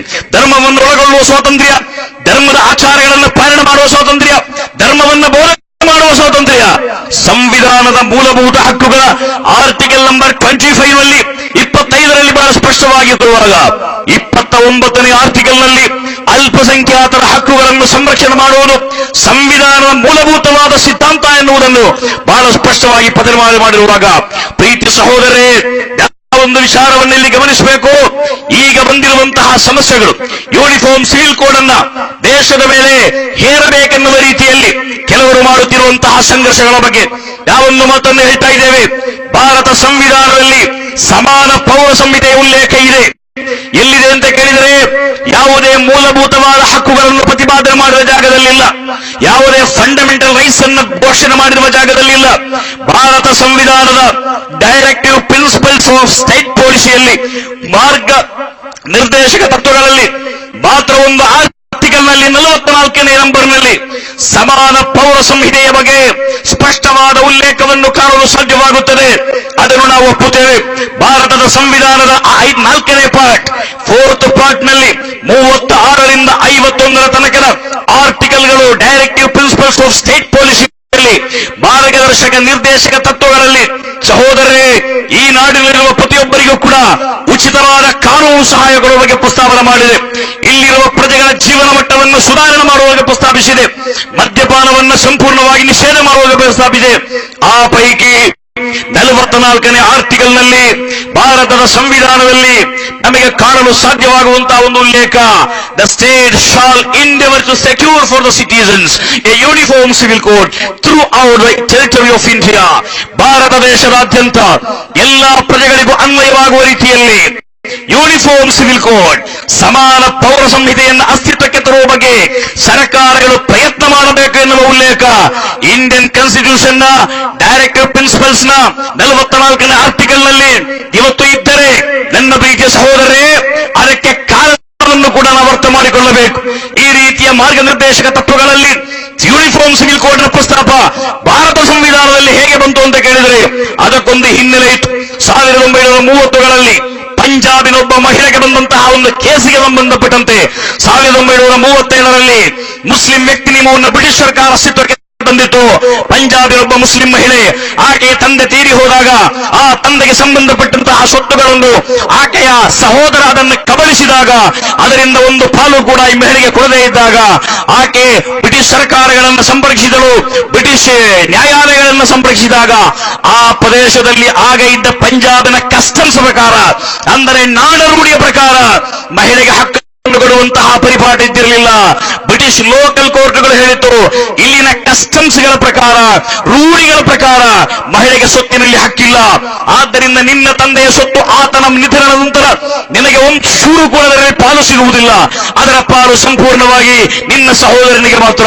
ಈ ಬಗ್ಗೆ ತನ್ನ ಹೋರಾಟವನ್ನು ಮುಂದುವರಿಸಿದ ಮಹಿಳೆ ಕೊನೆಗೆ ಲಂಡನ್ನಲ್ಲಿರುವ ಬ್ರಿಟಿಷ್ ಸುಪ್ರೀಂ ಕೋರ್ಟ್ ನ ತನಕ ಈ ಕೇಸನ್ನು ಕೊಂಡೊಯ್ದಾಗ ಲಂಡನ್ನಲ್ಲಿದ್ದ ಬ್ರಿಟಿಷ್ ಸುಪ್ರೀಂ ಕೋರ್ಟ್ ಸಮೇತ ಪಂಜಾಬಿನ ಮಹಿಳೆಗೆ ತನ್ನ ಸತ್ತು ಹೋದ ತಂದೆಯ ಸ್ವತ್ತಿನಲ್ಲಿ ಹಕ್ಕಿಲ್ಲ ಎಂಬ ಘೋಷಣೆಯನ್ನು ಕೊಟ್ಟಾಗ ಭಾರತ ದೇಶದಲ್ಲಿ ಸ್ವಾತಂತ್ರ್ಯ ಸಂಗ್ರಾಮ ಅತ್ಯುಜ್ವಲವಾದ ರೀತಿಯಲ್ಲಿ ನಡೆಯುತ್ತಿದ್ದಂತಹ ಒಂದು ಸಂದರ್ಭದಲ್ಲಿ ಮುಸ್ಲಿಂ ವ್ಯಕ್ತಿ ನಿಯಮವನ್ನು ಸಂಪೂರ್ಣವಾಗಿ ಬ್ರಿಟಿಷ್ ಸರ್ಕಾರ ಖಂಡಿಸುತ್ತದೆ, ವಿರೋಧಿಸುತ್ತದೆ. ಒಬ್ಬ ಮುಸಲ್ಮಾನರಿಗೆ ಮುಸಲ್ಮಾನಾಗಿ ಬದುಕುವ ಹಕ್ಕನ್ನು ಕೊಡುವುದಿಲ್ಲ ಎಂಬ ಅರ್ಥದಲ್ಲಿ ಆ ಆಕ್ಟ್ ಮತ್ತು ಲಂಡನ್ನ ಸುಪ್ರೀಂ ಕೋರ್ಟ್ ವಿಧಿಯ ಬಗ್ಗೆ ದೇಶಾದ್ಯಂತ ವಿರೋಧ ಬಂದಂತಹ ಒಂದು ಸಂದರ್ಭದಲ್ಲಿ, ಆ ಬಗ್ಗೆ ಸಂಘರ್ಷ ಬಂದಂತಹ ಸಂದರ್ಭದಲ್ಲಿ ಭಾರತದ ದೇವಬಂಧ ಮುಂತಾದ ಉಲಮಾ ಒಕ್ಕೂಟಗಳ ಸಂಘ ಸಂಸ್ಥೆಗಳು ಆ ಬಗ್ಗೆ ವ್ಯಾಪಕವಾದ ಟೀಕೆ ಮತ್ತು ಪ್ರತಿಭಟನೆಯನ್ನು ಮಾಡಿದಂತಹ ಸಂದರ್ಭದಲ್ಲಿ 1937ರಲ್ಲಿ ಬ್ರಿಟಿಷ್ ಸರ್ಕಾರ ಒಂದು ಆಕ್ಟ್ ಅನ್ನು ತಂದಿತು. ಆ ಆಕ್ಟ್ ಹೆಸರಾಗಿದೆ Muslim personal law in bracket Sharia application act 1937ರಲ್ಲಿ ಸ್ವಾತಂತ್ರ್ಯ ಪೂರ್ವ ಭಾರತದಲ್ಲಿ ಅಸ್ತಿತ್ವಕ್ಕೆ ಬಂದ ಒಂದು ಆಕ್ಟ್ ಆಗಿದೆ ಮುಸ್ಲಿಂ ವ್ಯಕ್ತಿ ನಿಯಮ. ಅದನ್ನೇ ಶರಿಯಾ ನಿಯಮ ಅಂತ ಹೇಳ್ತಾರೆ. ಪ್ರೀತಿಯ ಸಹೋದರರೇ, ಶರಿಯಾ ನಿಯಮ ಅಂದ ತಕ್ಷಣ ಅಲ್ಲಿ ಎಲ್ಲಾ ಶರಿಯಾದ ಸಮಸ್ಯೆಗಳಿಗೂ ಕೂಡ ಪರಿಹಾರ ಇದೆ ಎಂಬುದನ್ನು ಯಾರು ಅರ್ಥ ಮಾಡಿಕೊಳ್ಳಬೇಕಾಗಿಲ್ಲ. ಈಗ ಭಾರತ ದೇಶದಲ್ಲಿ ಒಬ್ಬ ಮುಸಲ್ಮಾನಿಗೆ ಭಾರತದ ಸಂವಿಧಾನ ಕೊಡಮಾಡುವಂತಹ ವ್ಯಕ್ತಿ ನಿಯಮ ಪರ್ಸನಲ್ ಲಾ ಶರಿಯಾ ನಿಯಮ ಕೇವಲ 7 ವಿಷಯಗಳಿಗೆ ಮಾತ್ರ ಸೀಮಿತವಾಗಿದೆ. ಬೇರೆ ಯಾವುದೇ ವಿಷಯಗಳಿಗೆ ಶರಿಯಾ ಆಕ್ಟ್ ಅನ್ವಯವಾಗುವುದಿಲ್ಲ. ಅದರಲ್ಲಿ ಒಂದು ವಿವಾಹ, ಎರಡನೇದು ವಿವಾಹ ಮೋಚನೆ ಅಥವಾ ತಲಾಕ್ ಅಥವಾ ಡೈವೋರ್ಸ್, ಮೂರನೆಯದ್ದು ಸಕ್ಸೆಷನ್ ಅಂದರೆ ಪಿತ್ರಾರ್ಜಿತ ಆಸ್ತಿಯ ಮೇಲಿರುವ ಹಕ್ಕು ಮತ್ತು ಅದರ ಪಾಲು ಮಾಡುವ ಕ್ರಮ, ನಾಲ್ಕನೆಯದಾಗಿ ಮೈಂಟೆನೆನ್ಸ್, ಐದನೇದಾಗಿ ಗಿಫ್ಟ್ ಯಾವುದಾದರೂ ಕಾರ್ಯವನ್ನು ಇಷ್ಟದಾನ ಮಾಡುವುದು, ಆರನೇದಾಗಿ ಅಡಾಪ್ಷನ್ ದತ್ತು ಸ್ವೀಕಾರ ಮಾಡುವುದು, ಏಳನೇದಾಗಿ ವಕಫ್. ಈ ಭಾರತ ದೇಶದ ಮುಸ್ಲಿಂ ಪರ್ಸನಲ್ ಆಕ್ಟ್ ನಲ್ಲಿ ಮುಸಲ್ಮಾನರಿಗೆ ಶರಿಯಾದ ವಿಧಿ ಪ್ರಕಾರ ಮಾಡಲು ಅನುಯೋಜ್ಯವಾಗುವ ಮತ್ತು ಸಮ್ಮತಾರ್ಹವಾಗಿರುವ 7 ಕಾರ್ಯಗಳನ್ನು ಮಾತ್ರ ಭಾರತದ ಸಂವಿಧಾನದ ಮುಸ್ಲಿಂ ಪರ್ಸನಲ್ ಆಕ್ಟ್ ಅಲ್ಲಿ ಹೇಳಿರುವಾಗ ಇದಕ್ಕಿಂತ ವಿಭಿನ್ನವಾದ 8ನೇ ಒಂದು ನಿಯಮಗಳಿಗೆ ಮುಸ್ಲಿಂ ಪರ್ಸನಲ್ ಅಥವಾ ಶರಿಯತ್ ಆಕ್ಟ್ ಇಲ್ಲಿ ಅಪ್ಲಿಕೇಬಲ್ ಆಗುವುದಿಲ್ಲ, ಅನ್ವಯವಾಗುವುದಿಲ್ಲ ಎಂಬುದನ್ನು ಅರ್ಥ ಮಾಡಿಕೊಳ್ಳಬೇಕು. ಈಗ ಸರ್ಕಾರವನ್ನು ಸುಪ್ರೀಂ ಕೋರ್ಟ್ಗೆ ಅಫಿಡವಿಟ್ ಸಲ್ಲಿಸಿರುವುದು ಈ 7 ನಿಯಮಗಳಲ್ಲಿ ಶರೀಅತನ್ನು ಪಾಲಿಸಲಿಕ್ಕೆ ಸಾಧ್ಯವಾಗುವ ಒಂದು ಸನ್ನಿವೇಶ ಭಾರತದ ಮುಸಲ್ಮಾನರಿಂದ ತಪ್ಪಿಸುವಂತಹ ಒಂದು ಪ್ರಯತ್ನವಾಗಿದೆ. ನೀವು ಯೋಚನೆ ಮಾಡಿಕೊಳ್ಳಬೇಕು. 37ರಲ್ಲಿ ಮುಸ್ಲಿಂ ಆಕ್ಟ್ ಬಂದಾಗ, ಅದರ ನಂತರ 47ರಲ್ಲಿ ಸ್ವಾತಂತ್ರ್ಯ ಈ ದೇಶಕ್ಕೆ ಸಿಕ್ಕಿದಾಗ, 1950ರಲ್ಲಿ ಈ ನಾಡಿಗೆ ಸ್ವತಂತ್ರವಾದಂತಹ ಒಂದು ಸಂವಿಧಾನ ಬಂದಾಗ ಆ ಸಂವಿಧಾನದಲ್ಲಿ ಎಲ್ಲಾ ಧರ್ಮದವರಿಗೂ ಕೂಡ ಸಮಾನವಾಗುವ ರೀತಿಯಲ್ಲಿ, ಅನ್ವಯವಾಗುವ ರೀತಿಯಲ್ಲಿ ಕಾನೂನುಗಳನ್ನು ಆ ಸಂವಿಧಾನ ಒಳಗೊಂಡಾಗ ಮುಸ್ಲಿಂ ಸಮುದಾಯಕ್ಕೆ ಸಂಬಂಧಪಟ್ಟ ವಿವಾಹ ಕಾರ್ಯಗಳಲ್ಲಿ, ವಿಚ್ಛೇದನ ಕಾರ್ಯಗಳಲ್ಲಿ, ವಕ್ಫ್ ಕಾರ್ಯಗಳಲ್ಲಿ, ಗಿಫ್ಟ್ ಕಾರ್ಯಗಳಲ್ಲಿ ಅವರಿಗೆ ಶರಿಯಾ ಆಕ್ಟ್ ಅನ್ನು ಪಾಲಿಸುವಂತಹ ಒಂದು ಸ್ವಾತಂತ್ರ್ಯವನ್ನು ಕೊಟ್ಟಾಗ ಆ ಸಂದರ್ಭಗಳಲ್ಲಿ ಸಹೋದರೇ, ಕ್ರಿಶ್ಚಿಯನ್ಸ್ಗೆ ಕ್ರಿಶ್ಚಿಯನ್ ಪರ್ಸನಲ್ ಆಕ್ಟ್ ಇತ್ತು, ಪಾರ್ಸಿಗಳಿಗೆ ಪಾರ್ಸಿ ಪರ್ಸನಲ್ ಆಕ್ಟ್ ಇತ್ತು, ಮುಸಲ್ಮಾನರಿಗೆ ಈ ಹೇಳಿದ ಮುಸಲ್ಮಾನ್ ಪರ್ಸನಲ್ ಆಕ್ಟ್ ಇತ್ತು. ಅದೇ ಸಂದರ್ಭಗಳಲ್ಲಿ ಇಲ್ಲಿರುವ ಬಹುಸಂಖ್ಯಾತರಾದ ಹಿಂದೂಗಳಿಗೆ ಒಂದು ಕಾಮನ್ ಆದ ಒಂದು ಯೂನಿಫಾರ್ಮ್ ಆದಂತಹ ಒಂದು ಕಾನೂನು ಆ ಸಂದರ್ಭದಲ್ಲಿ ಇರಲಿಲ್ಲ.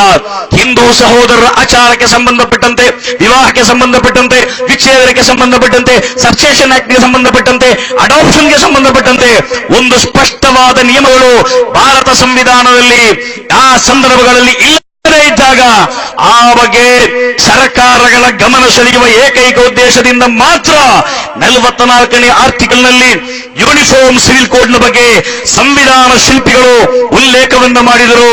ಅದಕ್ಕೆ ಬೇಕಾಗಿ ಮಾತ್ರ the state shall endeavor to secure for the citizens a uniform civil code throughout the territory of India. Bharat ದೇಶದಾದ್ಯಂತ ಯೂನಿಫಾರ್ಮ್ ಸಿವಿಲ್ ಕೋಡ್ ಬೇಕಾಗಿರುವುದು ಯಾರಿಗೆ? ಮುಸಲ್ಮಾನರಿಗೆಲ್ಲ. ಅವರಿಗೆ ಶರಿಯಾ ಆಕ್ಟ್ ಇದೆ. ಕ್ರೈಸ್ತರಿಗೆಲ್ಲ ಅವರಿಗೆ ಶರಿಯಾ, ಅವರ ಕ್ರಿಶ್ಚಿಯನ್ ಪರ್ಸನಲ್ ಲಾ ಇದೆ. ಪಾರ್ಸಿಗಳಿಗೆಲ್ಲ ಅವರಿಗೂ ಕೂಡ ಪರ್ಸನಲ್ ಆಕ್ಟ್ ಇದೆ. ಹಿಂದೂ ಸಮುದಾಯದ ಬಹುಸಂಖ್ಯಾತ ಮಂದಿಗೆ ಒಂದು ಆಕ್ಟ್ ಬೇಕು ಎನ್ನುವ ಸನ್ನಿವೇಶ ಬಂದಾಗ ಅವರಿಗೂ ಕೂಡ ಅನ್ವಯವಾಗುವ ಒಂದು ಆಕ್ಟ್ ಅನ್ನು ಅಥವಾ ಯೂನಿಫಾರ್ಮ್ ಸಿವಿಲ್ ಕೋಡ್ ಅನ್ನು ದೇಶದ ಸಂವಿಧಾನ ಅಸ್ತಿತ್ವಕ್ಕೆ ತರಬೇಕೆನ್ನುವ ಏಕೈಕ ಕಾರಣದಿಂದ ಡಾಕ್ಟರ್ BR ಅಂಬೇಡ್ಕರ್ ಮುಂತಾದ ಈ ನಾಡಿನ ಹಿಂದುಳಿದ ದಲಿತ ದಮನಿತ ವರ್ಗದಿಂದ ಬಂದ ಮಹಾಮೇಧಾವಿಗಳು ರೂಪುಗೊಟ್ಟಂತಹ ಸಂವಿಧಾನದಲ್ಲಿ ಆ ಉಲ್ಲೇಖ ಬಂದಿದ್ದರೆ 1950ರಲ್ಲಿ ಭಾರತಕ್ಕೆ ಒಂದು ಸ್ವತಂತ್ರವಾದ ಬಲಿಷ್ಠವಾದ ಸಂವಿಧಾನ ಅಸ್ತಿತ್ವಕ್ಕೆ ಬಂದು 55-56ನೇ ವರ್ಷಗಳಲ್ಲಿ ಸಂವಿಧಾನದ 5 ಅಥವಾ 6ನೇ ವರ್ಷಗಳಲ್ಲಿ ಹಿಂದೂ ಕೋಡ್ ಬಿಲ್ ಅನ್ನು ಅಸ್ತಿತ್ವಕ್ಕೆ ತರಲಾಯಿತು. ಹಿಂದೂ ಕೋಡ್ ಬಿಲ್ ಅನ್ನು ಅಸ್ತಿತ್ವಕ್ಕೆ ತರುವ ಮೂಲಕ Hindu marriage act, Hindu divorce act, Hindu succession act, Hindu adoption act, Hindu maintenance act ಮುಂತಾದ ನಿಯಮಗಳನ್ನು ಅದಡಿಯಲ್ಲಿ ತರಲಾಯಿತು. ಅದರೊಂದಿಗೆ ಈ ನಾಡಿನಲ್ಲಿ ಹಿಂದೂ ಬಾಂಧವರು ಅನುಭವಿಸುವ ಸಮಸ್ಯೆಗಳಿಗೂ ಕೂಡ 56-55 ವರ್ಷಗಳಲ್ಲಿ ಈ ದೇಶದಲ್ಲಿ ಪರಿಹಾರವಾಯಿತು.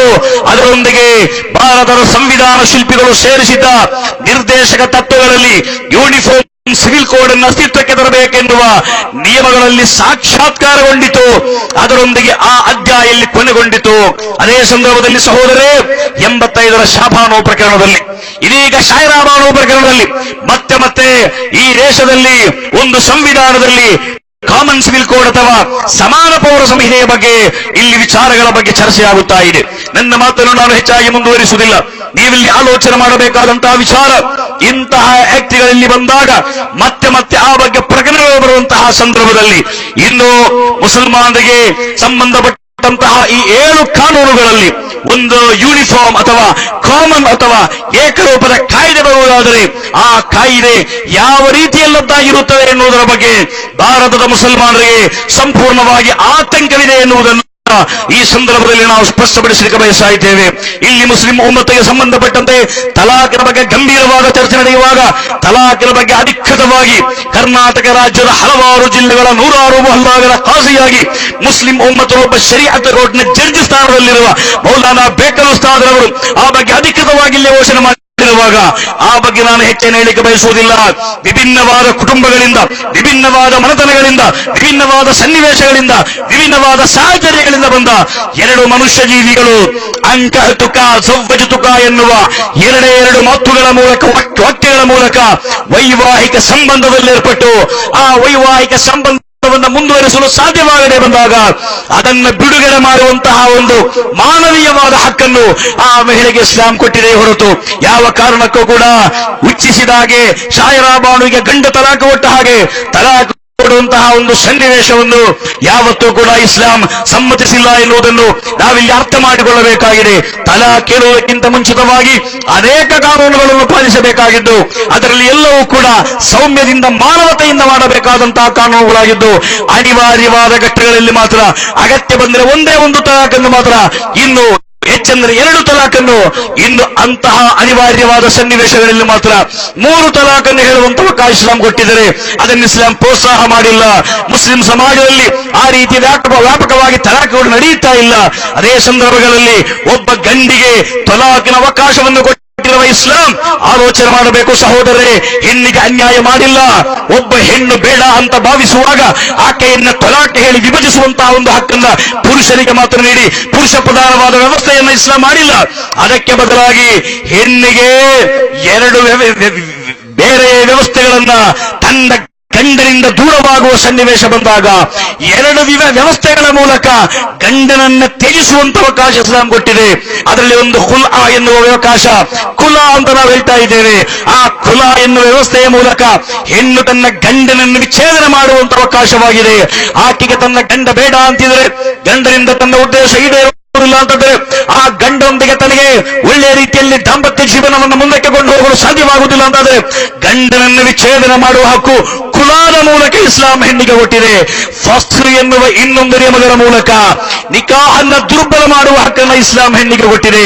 ಆ ಮೂಲಕ ಇಸ್ಲಾಂ ಹೆಣ್ಣಿನ ಹಕ್ಕನ್ನು ಕೂಡ ಬಹಳ ಸ್ಪಷ್ಟವಾದ ರೀತಿಯಲ್ಲಿ ಎತ್ತಿ ಹಿಡಿದಿದೆ. ಈ ಮೂಲಕ ಹೆಣ್ಣಿಗೂ ಗಂಡಿಗೂ ವಿಭಿನ್ನವಾದ ಕಾನೂನುಗಳನ್ನು ಕೊಟ್ಟು ಯಾರಿಗೂ ಅನ್ಯಾಯವಾಗಿ ನೋಡಿಕೊಂಡಂತಹ ಇಸ್ಲಾಮೀ ಧರ್ಮದ ಶರಿಯಾ ನಿಯಮಗಳು ಸಮಗ್ರವಾಗಿದೆ, ಬಲಿಷ್ಠವಾಗಿದೆ, ಸಂಪೂರ್ಣವಾಗಿದೆ. ಯಾವುದೇ ರೀತಿಯ ತಿದ್ದುಪಡಿಗಳಿಂದ ಮುಕ್ತವಾಗಿದೆ. ಅಂತಹ ತಿದ್ದುಪಡಿಗಳಿಗೆ ಅದರಲ್ಲಿ ಅವಕಾಶವಿಲ್ಲ ಅಂತ ಈ ಸಂದರ್ಭದಲ್ಲಿ ಹೇಳುತ್ತಾ, ಯಾವ ರೀತಿಯಲ್ಲೂ ಕೂಡ ನೋಡಿದರೆ ಸುಪ್ರೀಂ ಕೋರ್ಟ್ಗಾಗಲಿ ಕೇಂದ್ರ ಸರ್ಕಾರಕ್ಕಾಗಲಿ ಭಾರತದ ಇಸ್ಲಾಮಿ ಶರಿಯಾತನ್ನು ಹಸ್ತಕ್ಷೇಪ ಮಾಡಿ ಶರಿಯಾ ನಿಯಮಗಳನ್ನು ಬದಲಾವಣೆ ಮಾಡಲಿಕ್ಕೆ ಸಾಧ್ಯವಿಲ್ಲ ಎನ್ನುವ ಮಾತನ್ನು ಕೂಡ ಈ ಸಂದರ್ಭದಲ್ಲಿ ಹೇಳುತ್ತಾ, ಈ ಬಗ್ಗೆ 86-85 ಕಾಲಘಟ್ಟಗಳಲ್ಲಿ ಶರಿಯಾ ಸಂಬಂಧವಾದ ಶಾಬಾನು ಪ್ರಕರಣ ಬಂದಾಗ ನಮ್ಮ ಪ್ರಧಾನಮಂತ್ರಿಗಳನ್ನು ನೇರವಾಗಿ ಭೇಟಿಯಾಗಲು ಅವತ್ತು ನಮ್ಮ ಸಂಸ್ಥೆಗೆ ಜಂಬೆಗೆ ಮಾದ ನಾಯಕರು ಸಿದ್ಧರಾಗಿದ್ದರು. ತಾಜುಲ್ ಉಲಮಾ ಉಲ್ಲಾಲ್ ತನ್ನಲ್, ಎಪಿ ಉಸ್ತಾದ್ ಶಂಸುಲ್ ಉಲಮಾ ಕೆ ಅಬೂಬಕರ್ ಮುಸ್ಲಿಯಾರ್ ಮುಂತಾದ ಮಹಾತ್ಮರುಗಳು ಅವತ್ತು ಸಂಸ್ಥಾದ ತೀರ್ಮಾನ ಚರ್ಚೆಗಳನ್ನು ಮಾಡಿ ಪ್ರಧಾನಮಂತ್ರಿಯನ್ನು ಭೇಟಿ ಮಾಡುವಂತಹ ನಿರ್ಧಾರಕ್ಕೆ ಬಂದಿದ್ದರು. ಈಗ ನಾವು ಪ್ರಧಾನಮಂತ್ರಿಯವರನ್ನು ನೇರವಾಗಿ ಭೇಟಿ ಮಾಡಬೇಕಾಗಿಲ್ಲ. ಭಾರತ ದೇಶದ ಯಾವುದೇ ಮೂಲೆಗಳಲ್ಲಿ ಯಾವುದೇ ಪ್ರತಿಭಟನೆ ನಡೆದರು, ಯಾವುದೇ ಸಭೆ ನಡೆದರು, ಅದಕ್ಕೆ ಸಂಬಂಧಪಟ್ಟ ಮಾಹಿತಿಗಳನ್ನ ಆಗಾಗ ಅಪ್ಡೇಟ್ ಮಾಡುತ್ತಿರುವ ಡಿಜಿಟಲ್ ಭಾರತದ ಪ್ರಧಾನಮಂತ್ರಿಯಾಗಿರುವ ಮೋದಿಜಿಯವರು ನಮ್ಮ ಈ ಪ್ರತಿಭಟನೆಗಳನ್ನು ಕಾಣಲು ಶಕ್ತರಾಗಿದ್ದಾರೆ. ಅವರು ಮುಸ್ಲಿಂ ಸಮುದಾಯದ ಭಾವನೆಗಳನ್ನು ಒಳಗೊಳ್ಳುತ್ತಾರೆ. ಈ ದೇಶದಲ್ಲಿರುವ ಮುಸ್ಲಿಂ ಸಮುದಾಯದ ಭಾವನೆಗಳ ಬೆಳಗೊಳ್ಳುತ್ತಾರೆ. ಮುಸ್ಲಿಂ ಉಮ್ಮತ್ ಅತ್ಯಂತ ಹೆಚ್ಚಿನ ಮಹತ್ವವನ್ನು ಕೊಡುತ್ತಿರುವಂತಹ ಅವರ ವ್ಯಕ್ತಿ ನಿಯಮ ಅಥವಾ ಪರ್ಸನಲ್ ಆಕ್ಟ್ ಅನ್ನು ಯಾವುದೇ ರೀತಿಯಲ್ಲೂ ಬದಲಾಗದ ರೀತಿಯಲ್ಲಿ ನೋಡಿಕೊಳ್ಳುತ್ತಾರೆ ಎನ್ನುವ ಭರವಸೆ ಇಂದಿನ ಕೇಂದ್ರ ಸರ್ಕಾರದ ಮೇಲೆ ನಮಗೆ ಇದೆ. ಅದನ್ನು ಅವರು ಪಾಲಿಸುವ ಭರವಸೆಯನ್ನ ಈ ಸಂದರ್ಭದಲ್ಲಿ ನಾವು ಹೊಂದಿದ್ದೇವೆ. ಅದರ ಜೊತೆಗೆ ಕೇಂದ್ರ ಸರ್ಕಾರಗಳು ಆಗಾಗ ಮಾಡುತ್ತಿರುವ ಇಂತಹ ಹಸ್ತಕ್ಷೇಪಗಳನ್ನ ನಾವು ಬಲವಾದ ಭಾಷೆಯಲ್ಲಿ ಖಂಡಿಸುತ್ತಾ ಇದ್ದೇವೆ. ನಾವು ಅದನ್ನು ವಿರೋಧ ಮಾಡ್ತಾ ಇದ್ದೇವೆ, ನಾವು ಅದನ್ನು ಪ್ರತಿಭಟನೆ ಮಾಡ್ತಾ ಇದ್ದೇವೆ. ಸಂವಿಧಾನದ ಚೌಕಟ್ಟಲ್ಲಿ ನಿಂತುಕೊಂಡು ಈ ನಾಡಿನ ಪ್ರಮುಖವಾದ ಅತ್ಯಂತ ದೊಡ್ಡ ನ್ಯಾಷನಲ್ ಮೈನಾರಿಟಿಯಾಗಿರುವ ಮುಸ್ಲಿಂ ಸಮುದಾಯದ ಪರ್ಸನಲ್ ಆಕ್ಟ್ ಅಥವಾ ವ್ಯಕ್ತಿ ನಿಯಮಗಳಲ್ಲಿ ಯಾವುದೇ ಹಸ್ತಕ್ಷೇಪವನ್ನು ಮಾಡುವ, ಯಾವುದೇ ಬದಲಾವಣೆಯ ಪ್ರಸ್ತಾಪಗಳನ್ನು ತರುವ ಎಲ್ಲಾ ರೀತಿಯ ನಿಯಮಗಳಿಂದ ಇಲ್ಲಿನ ಎಲ್ಲ ಅಧಿಕೃತರು ಸರ್ಕಾರಗಳು ಸಂಪೂರ್ಣವಾಗಿ ಬಿಟ್ಟು ನಿಲ್ಲಬೇಕು ಎನ್ನುವ ಮಾತನ್ನ ಈ ಸಂದರ್ಭದಲ್ಲಿ ಹೇಳುತ್ತಾ, ಇನ್ಶಾ ಅಲ್ಲಾ ಈ ಬಗ್ಗೆ ಹೆಚ್ಚಿನ ಜಾಗೃತಿಯನ್ನು ಮೂಡಿಸುವುದಕ್ಕಾಗಿ ಇದೇ ಬರುವ 12ನೇ ತಾರೀಕಿನಂದು ಈ ಕಾಣುವ ಮಂಗಳೂರಿನ ಕೇಂದ್ರ ಮೈದಾನದಲ್ಲಿ, ನೆಹರು ಮೈದಾನದಲ್ಲಿ ಸುನ್ನಿ ವಿದ್ಯಾಭ್ಯಾಸ ಮಂಡಳಿಯ ವತಿಯಿಂದ ಎಸ್ಇಡಿಸಿ ಹಮ್ಮಿಕೊಳ್ಳುವ ಬೃಹತ್ತಾದ ಶರಿಯಾ ಕಾನ್ಫರೆನ್ಸ್ ನಡೆಯಲಿದ್ದು ಅಖಿಲ ಭಾರತ ವಿದ್ವಾಂಸ ಒಕ್ಕೂಟದ ಮಹಾ ಕಾರ್ಯದರ್ಶಿ ಸುಲ್ತಾನುಲ್ ಕಾಂದವರ ಎಪಿ ಅಬೂಬಕರ್ ಮುಸ್ಲಿಯಾರ್ ಆ ಕಾರ್ಯಕ್ರಮದಲ್ಲಿ ಶರಿಯಾ ಮತ್ತು ತಲಾಖ್ ಬಗ್ಗೆ ಭಾಷಣ ಮಾಡಲಿದ್ದಾರೆ.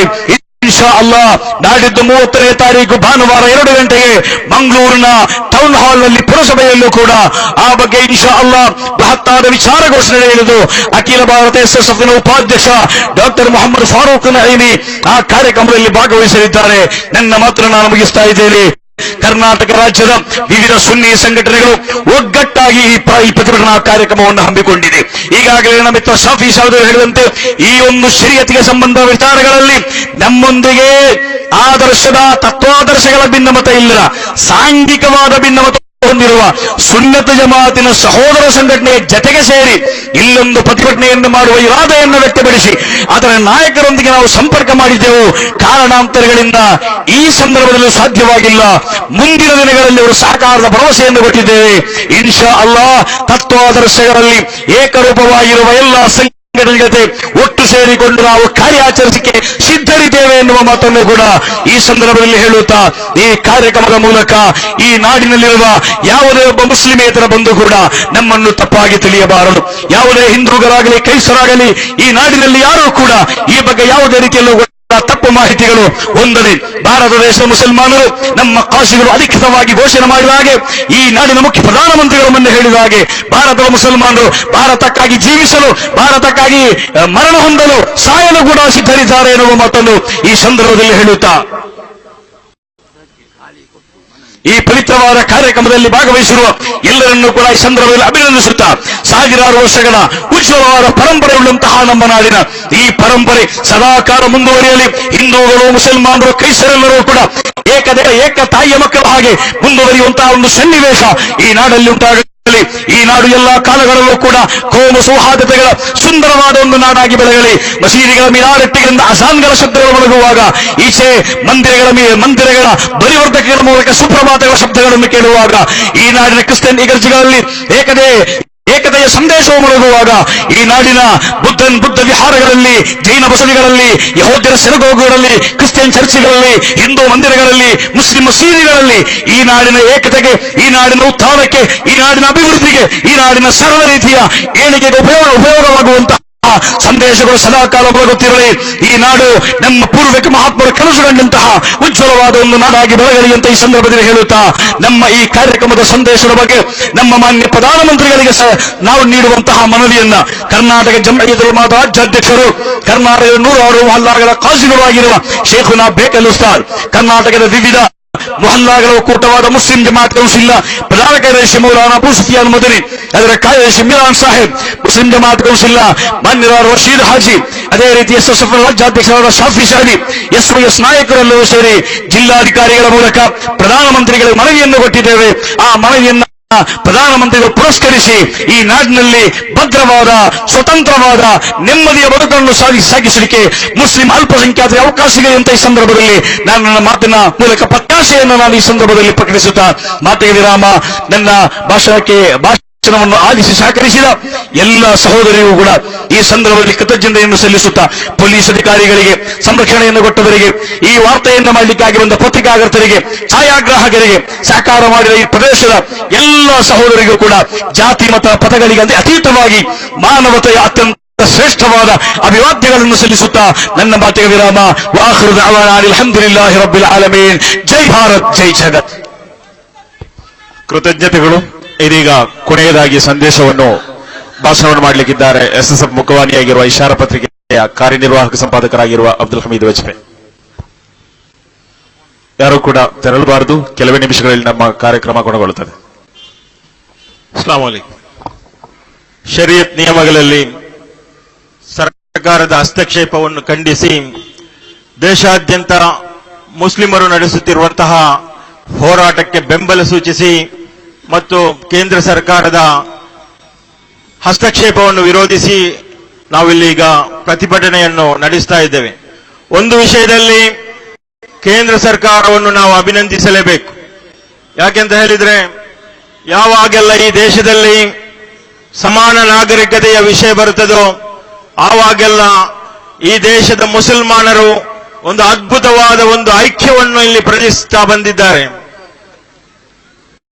ಈಗಲೂ ಕೂಡ ಅಷ್ಟೇ, ಕೇಂದ್ರ ಸರ್ಕಾರ ಮುಸಲ್ಮಾನರ ಮಧ್ಯೆ ಸಮಾನ ನಾಗರಿಕ ಸಂಹಿತೆಯನ್ನು ಚೂಬಿಟ್ಟು ಮುಸ್ಲಿಮರಲ್ಲಿ ಜಾಗೃತಿಯ ಒಂದು ಕಿಚ್ಚನ್ನು ಇಲ್ಲಿ ಹಬ್ಬಿಸಿದೆ. ಅದಕ್ಕಾಗಿ ನಾನು ಕೇಂದ್ರ ಸರ್ಕಾರವನ್ನು ಈ ಸಂದರ್ಭದಲ್ಲಿ ಅಭಿನಂದಿಸ್ತಾ ಇದ್ದೇನೆ.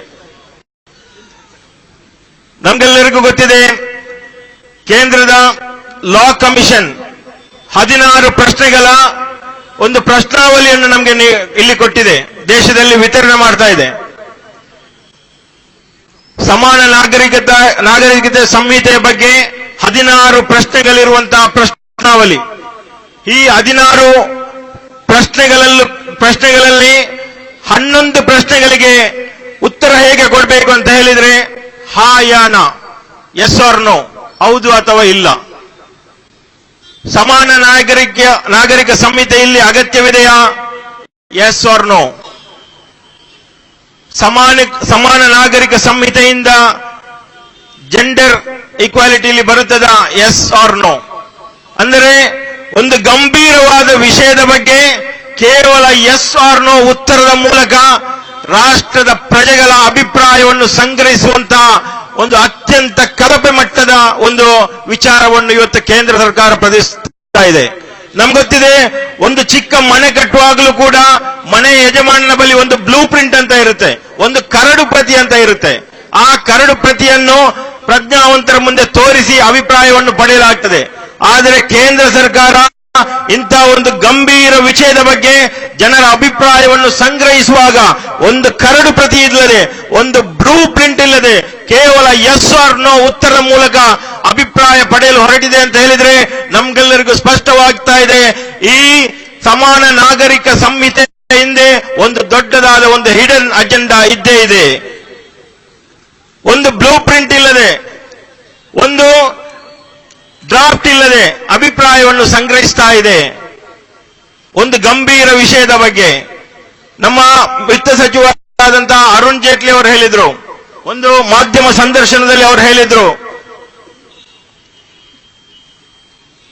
Hindu undivided family tax rebate ಅಂತ ಇದೆ. ಅವಿಭಕ್ತ ಹಿಂದೂ ಕುಟುಂಬದ ಒಬ್ಬ ಮಾತ್ರ ಟ್ಯಾಕ್ಸ್ ಪೇ ಮಾಡಬಹುದಾದಂತಹ ಒಂದು ವಿಶೇಷ ಟ್ಯಾಕ್ಸ್ ಪದ್ಧತಿ. ಅದರ ಲಾಭ ಅವಿಭಕ್ತ ಹಿಂದೂ ಕುಟುಂಬಕ್ಕೆ ಮಾತ್ರವೇ ಇಂಡಿಯಾದಲ್ಲಿದೆ. ಅದರ ಲಾಭ ಅವರು ಮಾತ್ರ ಪಡೆಯುತ್ತಾ ಇದ್ದಾರೆ. ಯಾವ ಸರ್ಕಾರ ಆರ್ಟಿಕಲ್ 44 ಅನ್ನು ಉಪಯೋಗಿಸಿ, ನಿರ್ದೇಶಕ ತತ್ವವನ್ನು ಉಪಯೋಗಿಸಿ ಸಮಾನ ನಾಗರಿಕ ಸಂಹಿತೆಯನ್ನು ಇವತ್ತು ಹೇಳ್ತಾ ಇದೆಯೋ, ಅದೇ ಆರ್ಟಿಕಲ್ 44 ನಲ್ಲಿ ಹೇಳ್ತಾ ಇದೆ ರೈಟ್ ಟು ಈಕ್ವಾಲಿಟಿ, ಎಲ್ಲರಿಗೂ ಸಮಾನತೆ ಬೇಕು ಅಂತ ಹೇಳಿ.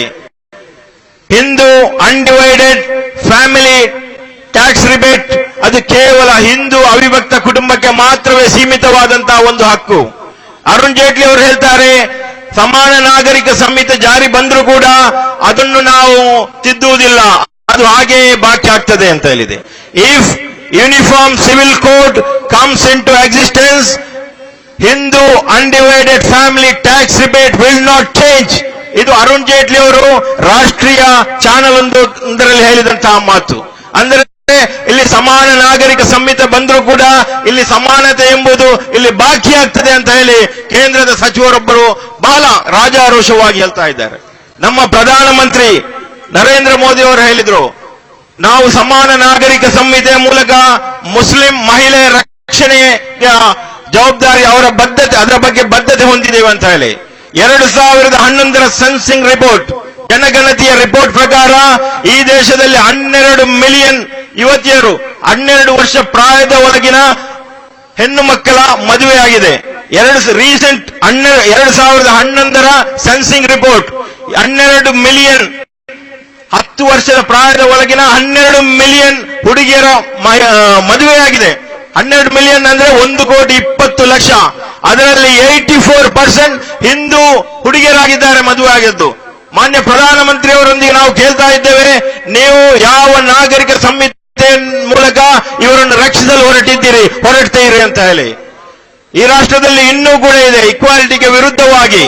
ನಾಗಾಲ್ಯಾಂಡ್, ಮಿಜೋರಾಂನಲ್ಲಿ ಅವರ ಸಾಂಸ್ಕೃತಿಕವಾದ ಹಕ್ಕನ್ನು ಸಂರಕ್ಷಣೆಗಾಗಿ ನಾಗರ ಮತ್ತು ಮಿಜೋರಾಂನಲ್ಲಿ ವಿಶೇಷವಾದಂತಹ ಒಂದು ಪದ್ಧತಿಯನ್ನು ಅವರಿಗಾಗಿ ಮೀಸಲಿಡಲಾಗಿದೆ. ಎಲ್ಲೂ ಕೂಡ ಸಮಾನತೆ ಎಂಬುದು ಇಲ್ವೇ ಇಲ್ಲ. ಇನ್ನು ಎರಡನೇ ವಿಷಯ, ಸಿವಿಲ್ ಮ್ಯಾಟರ್ಸ್. ಭಾರತದ CPC code of civil procedure ಇದರ 90ರಷ್ಟು ಮ್ಯಾಟರ್ಗಳು ಎಲ್ಲವೂ ಸಮಾನ, ಎಲ್ಲರಿಗೂ ಒಂದೇ ರೀತಿ ಇದೆ. Transfer of property act, sale of goods act, Indian contract act ಇದೆಲ್ಲವೂ ಈ ರಾಷ್ಟ್ರದ ನಾಗರಿಕರಿಗೂ ಒಂದೇ ರೀತಿಯಲ್ಲಿದೆ. 90ರಷ್ಟು ಸಿವಿಲ್ ಮ್ಯಾಟರ್ ಎಲ್ಲರಿಗೂ ಒಂದೇ ರೀತಿ ಇದೆ. ಇನ್ನುಳಿದ ಕೆಲವು ಖಾಸಾ ವಿಷಯಗಳಲ್ಲಿ, ಪರ್ಸನಲ್ ಮ್ಯಾಟರ್ಗಳಲ್ಲಿ ಮಾತ್ರವೇ. ಅದೇನಂತ ಹೇಳಿದ್ರೆ, ಒಂದು ಯಾರನ್ನು ನಾನು ಮದುವೆಯಾದೆ, ಯಾರಿಗೆ ತಲಾಕ್ ನೀಡಿದೆ, ನಾನು ಮದುವೆಯಾದ ಬಳಿಕ ನನ್ನ ಆಸ್ತಿಯನ್ನು ಹೇಗೆ ವಿತರಣೆ ಮಾಡಬೇಕು ಎಂಬ ಖಾಸಾಗಿ ಪರ್ಸನಲ್ ಆದಂತಹ ಕೆಲವೊಂದು ವಿಚಾರಗಳು ಮಾತ್ರವೇ ಈ ಸಿವಿಲ್ ಮ್ಯಾಟರ್ಗಳಲ್ಲಿದೆ. ಅದನ್ನು ಜನರು ಪರ್ಸನಲ್ ಆಗಿ ಅವರು ಪರ್ಸನಲ್ ಲಾ ಮೂಲಕ ಪರಿಹರಿಸ್ತಾ ಇದ್ದಾರೆ. ಅದರಲ್ಲೂ ಕೂಡ ಆಪ್ಷನಲ್ ಕೋಡ್ ಇದೆ. ಯಾರಿಗೆ ಈ ಕೆಲವು ಖಾಸಾ ವಿಷಯಗಳಲ್ಲೂ ಕೂಡ ಒಂದು ಪರ್ಸನಲ್ ಕೋಡ್ ಇದೆ. ಅದರ ಹೆಸರೇ special marriage act, optional personal code. ಅದರ ಮೂಲಕ ಯಾರಿಗೆ ಮುಸ್ಲಿಂ ಪರ್ಸನಲ್ ಲಾ ಪ್ರಕಾರ ಮದುವೆ ಆಗ್ಲಿಕ್ಕೆ ಇಷ್ಟ ಇಲ್ವೋ ಅವರಿಗೆ ಸ್ಪೆಷಲ್ ಮ್ಯಾರೇಜ್ ಆಕ್ಟ್ ಪ್ರಕಾರ ಮದುವೆ ಆಗ್ಬೋದು ಇಲ್ಲಿ. ಆದರೂ ಕೂಡ ಈ ದೇಶದಲ್ಲಿ ಬಹಳ ಚಿಕ್ಕ ಸಂಖ್ಯೆಯ ಪ್ರಮಾಣದಲ್ಲಿ ಮಾತ್ರವೇ ಆ ಸ್ಪೆಷಲ್ ಕೋಡ್ ನ ಪ್ರಕಾರ ಮದುವೆ ಆಗ್ತಾರೆ. ಬಾಕಿ ದೊಡ್ಡ ಪ್ರಮಾಣದ ಜನರು ಲಾ ಅವರ ಪರ್ಸನಲ್ ಲಾ ಪ್ರಕಾರವೇ ಇಲ್ಲಿ ಮದುವೆ ಆಗ್ತಾ ಇದ್ದಾರೆ. ಅದಲ್ಲದೆ ನಾನು ಈಗಾಗಲೇ ಪ್ರಸ್ತಾಪಿಸಿದ 90ರಷ್ಟು ಸಿವಿಲ್ ಮ್ಯಾಟರ್, ನಾನು ಕೇಳ್ತಾ ಇದ್ದೇನೆ, 90ರಷ್ಟು ಸಿವಿಲ್ ಮ್ಯಾಟರ್ಗಳಲ್ಲಿ ಸಮಾನತೆ ಇಲ್ಲಿ ಇರುವಾಗ, ಇಲ್ಲಿ ಸಮಾನತೆ 90ರಷ್ಟು ಸಿವಿಲ್ ಮ್ಯಾಟರ್ಗಳಲ್ಲಿ ಸಮಾನತೆ ಇರುವಾಗ ಈ ರಾಷ್ಟ್ರದ ಅದೆಷ್ಟು ಜನರಿಗೆ ಇದರ ಬಗ್ಗೆ ತೃಪ್ತರಾಗಿದ್ದಾರೆ. ಸಿವಿಲ್ ಮ್ಯಾಟರ್ಸ್, ಸಿವಿಲ್ ಜಸ್ಟಿಸ್ ನ ಬಗ್ಗೆ ಈ ರಾಷ್ಟ್ರದ ಎಷ್ಟು ಜನರಿಗೆ ಅವರಿಗೆ ನ್ಯಾಯ ದೊರಕಿದೆ, ಅವರು ಅದರ ಬಗ್ಗೆ ತೃಪ್ತರಾಗಿದ್ದಾರೆ. ಒಂದು ಕೇವಲದ ಜಾಗದ ವಿಷಯದಲ್ಲಿ 50 ವರ್ಷ ಕೋರ್ಟಿನಲ್ಲಿ ಅದು ಅಲೆದಾಡುವಂತಹ ಪರಿಸ್ಥಿತಿ ಇದೆ. ಸಿವಿಲ್ ಮ್ಯಾಟರ್ ನಲ್ಲಿ ಸಮಾನತೆ ಇದ್ರೂ ಕೂಡ ಕೋರ್ಟ್ನಲ್ಲಿ ಅಲೆದಾಡುತ್ತಿರುವಂತಹ ಅಥವಾ ಕಾನೂನಿಗಾಗಿ ವರ್ಷಗಟ್ಟಲೆ ಕಾಯುತ್ತಿರುವಂತಹ ಪರಿಸ್ಥಿತಿ ಇಲ್ಲಿದೆ. ಇಲ್ಲಿಯೂ ಕೂಡ ಇಲ್ಲಿನ ಸಿವಿಲ್ ಮ್ಯಾಟರಿನ ಅಥವಾ ಸಿವಿಲ್ ಜಸ್ಟಿಸ್ ನ ಬಗ್ಗೆ ದೇಶದ ನಾಗರಿಕರು ತೃಪ್ತರಾಗಿಲ್ಲ. ಇದೆಲ್ಲವನ್ನು ಬಿಟ್ಟು ಸರ್ಕಾರ ಸಮಾನ ನಾಗರಿಕತೆ ಬಗ್ಗೆ ಎಲ್ಲೂ ಕೂಡ ಈಕ್ವಾಲಿಟಿ ಇಲ್ಲಂತ ಈ ಒಂದು ಪರಿಸರದಲ್ಲಿ ಕೂಡ ಸಮಾನ ನಾಗರಿಕ ಸಂಹಿತೆ ಬಗ್ಗೆ ಸರ್ಕಾರ ಮಾತಾಡ್ತಾ ಇದೆ. ನಮ್ಮ ನಾಯಕರೆಲ್ಲರೂ ಬಹಳ ಸ್ಪಷ್ಟವಾಗಿ ಹೇಳಿದ್ರು, ಸಮಾನ ನಾಗರಿಕ ಸಂಹಿತೆ ಎಂಬುದು ನಮ್ಮ ಮುಸಲ್ಮಾನರ ಫ್ರೀಡಮ್ ಆಫ್ ರಿಲಿಜನ್ ಆರ್ಟಿಕಲ್ 25 ಹೇಳಿದಂತಹ ಫಂಡಮೆಂಟಲ್ ರೈಟ್ಗೆ ವಿರೋಧವಾದದ್ದು. ಇದನ್ನು ಇಲ್ಲಿನ ರಾಷ್ಟ್ರದ ಮುಸಲ್ಮಾನರು ಖಂಡಿತವಾಗಿ ವಿರೋಧಿಸ್ತೇವೆ. ನಮ್ಮ ಪ್ರತಿಭಟನೆ ಮೂಲಕ, ನಮ್ಮ ಈ ಒಂದು ವಿರೋಧದ ಮೂಲಕ ಖಂಡಿತವಾಗಿಯೂ ಸಮಾನ ನಾಗರಿಕ ಸಂಹಿತೆಯನ್ನು ಅಥವಾ ನಮ್ಮ ಶರೀಯತ್ನ ಮೇಲಿನ ಹಸ್ತಕ್ಷೇಪವನ್ನು ಖಂಡಿತವಾಗಿಯೂ ನಾವು ಸಹಿಸುವುದಿಲ್ಲ. ನಮ್ಮ ಪ್ರತಿಭಟನೆಗಳು ಮುಂದುವರಿಯುತ್ತದೆ. ಎಲ್ಲರಿಗೂ ಈ ಪ್ರತಿಭಟನಾ ಸಭೆಯಲ್ಲಿ ಭಾಗವಹಿಸಿದ ಎಲ್ಲರಿಗೂ ಕೂಡ ನಮ್ಮ ಪರಿವಾರದ ಸಂಘಟನಾ ಒಕ್ಕೂಟದ ಪರವಾಗಿ ಎಲ್ಲರಿಗೂ ಧನ್ಯವಾದವನ್ನು ಸಲ್ಲಿಸುತ್ತಾ ನನ್ನ ಮಾತನ್ನು ಮುಗಿಸ್ತೇನೆ. ವಾಖಿರು ದಾವಾನಾ ಅಲ್ಹಮ್ದುಲಿಲ್ಲಾಹಿ ರಬ್ಬಿಲ್ ಆಲಮೀನ್. ಅಸ್ಸಲಾಮು ಅಲೈಕುಂ.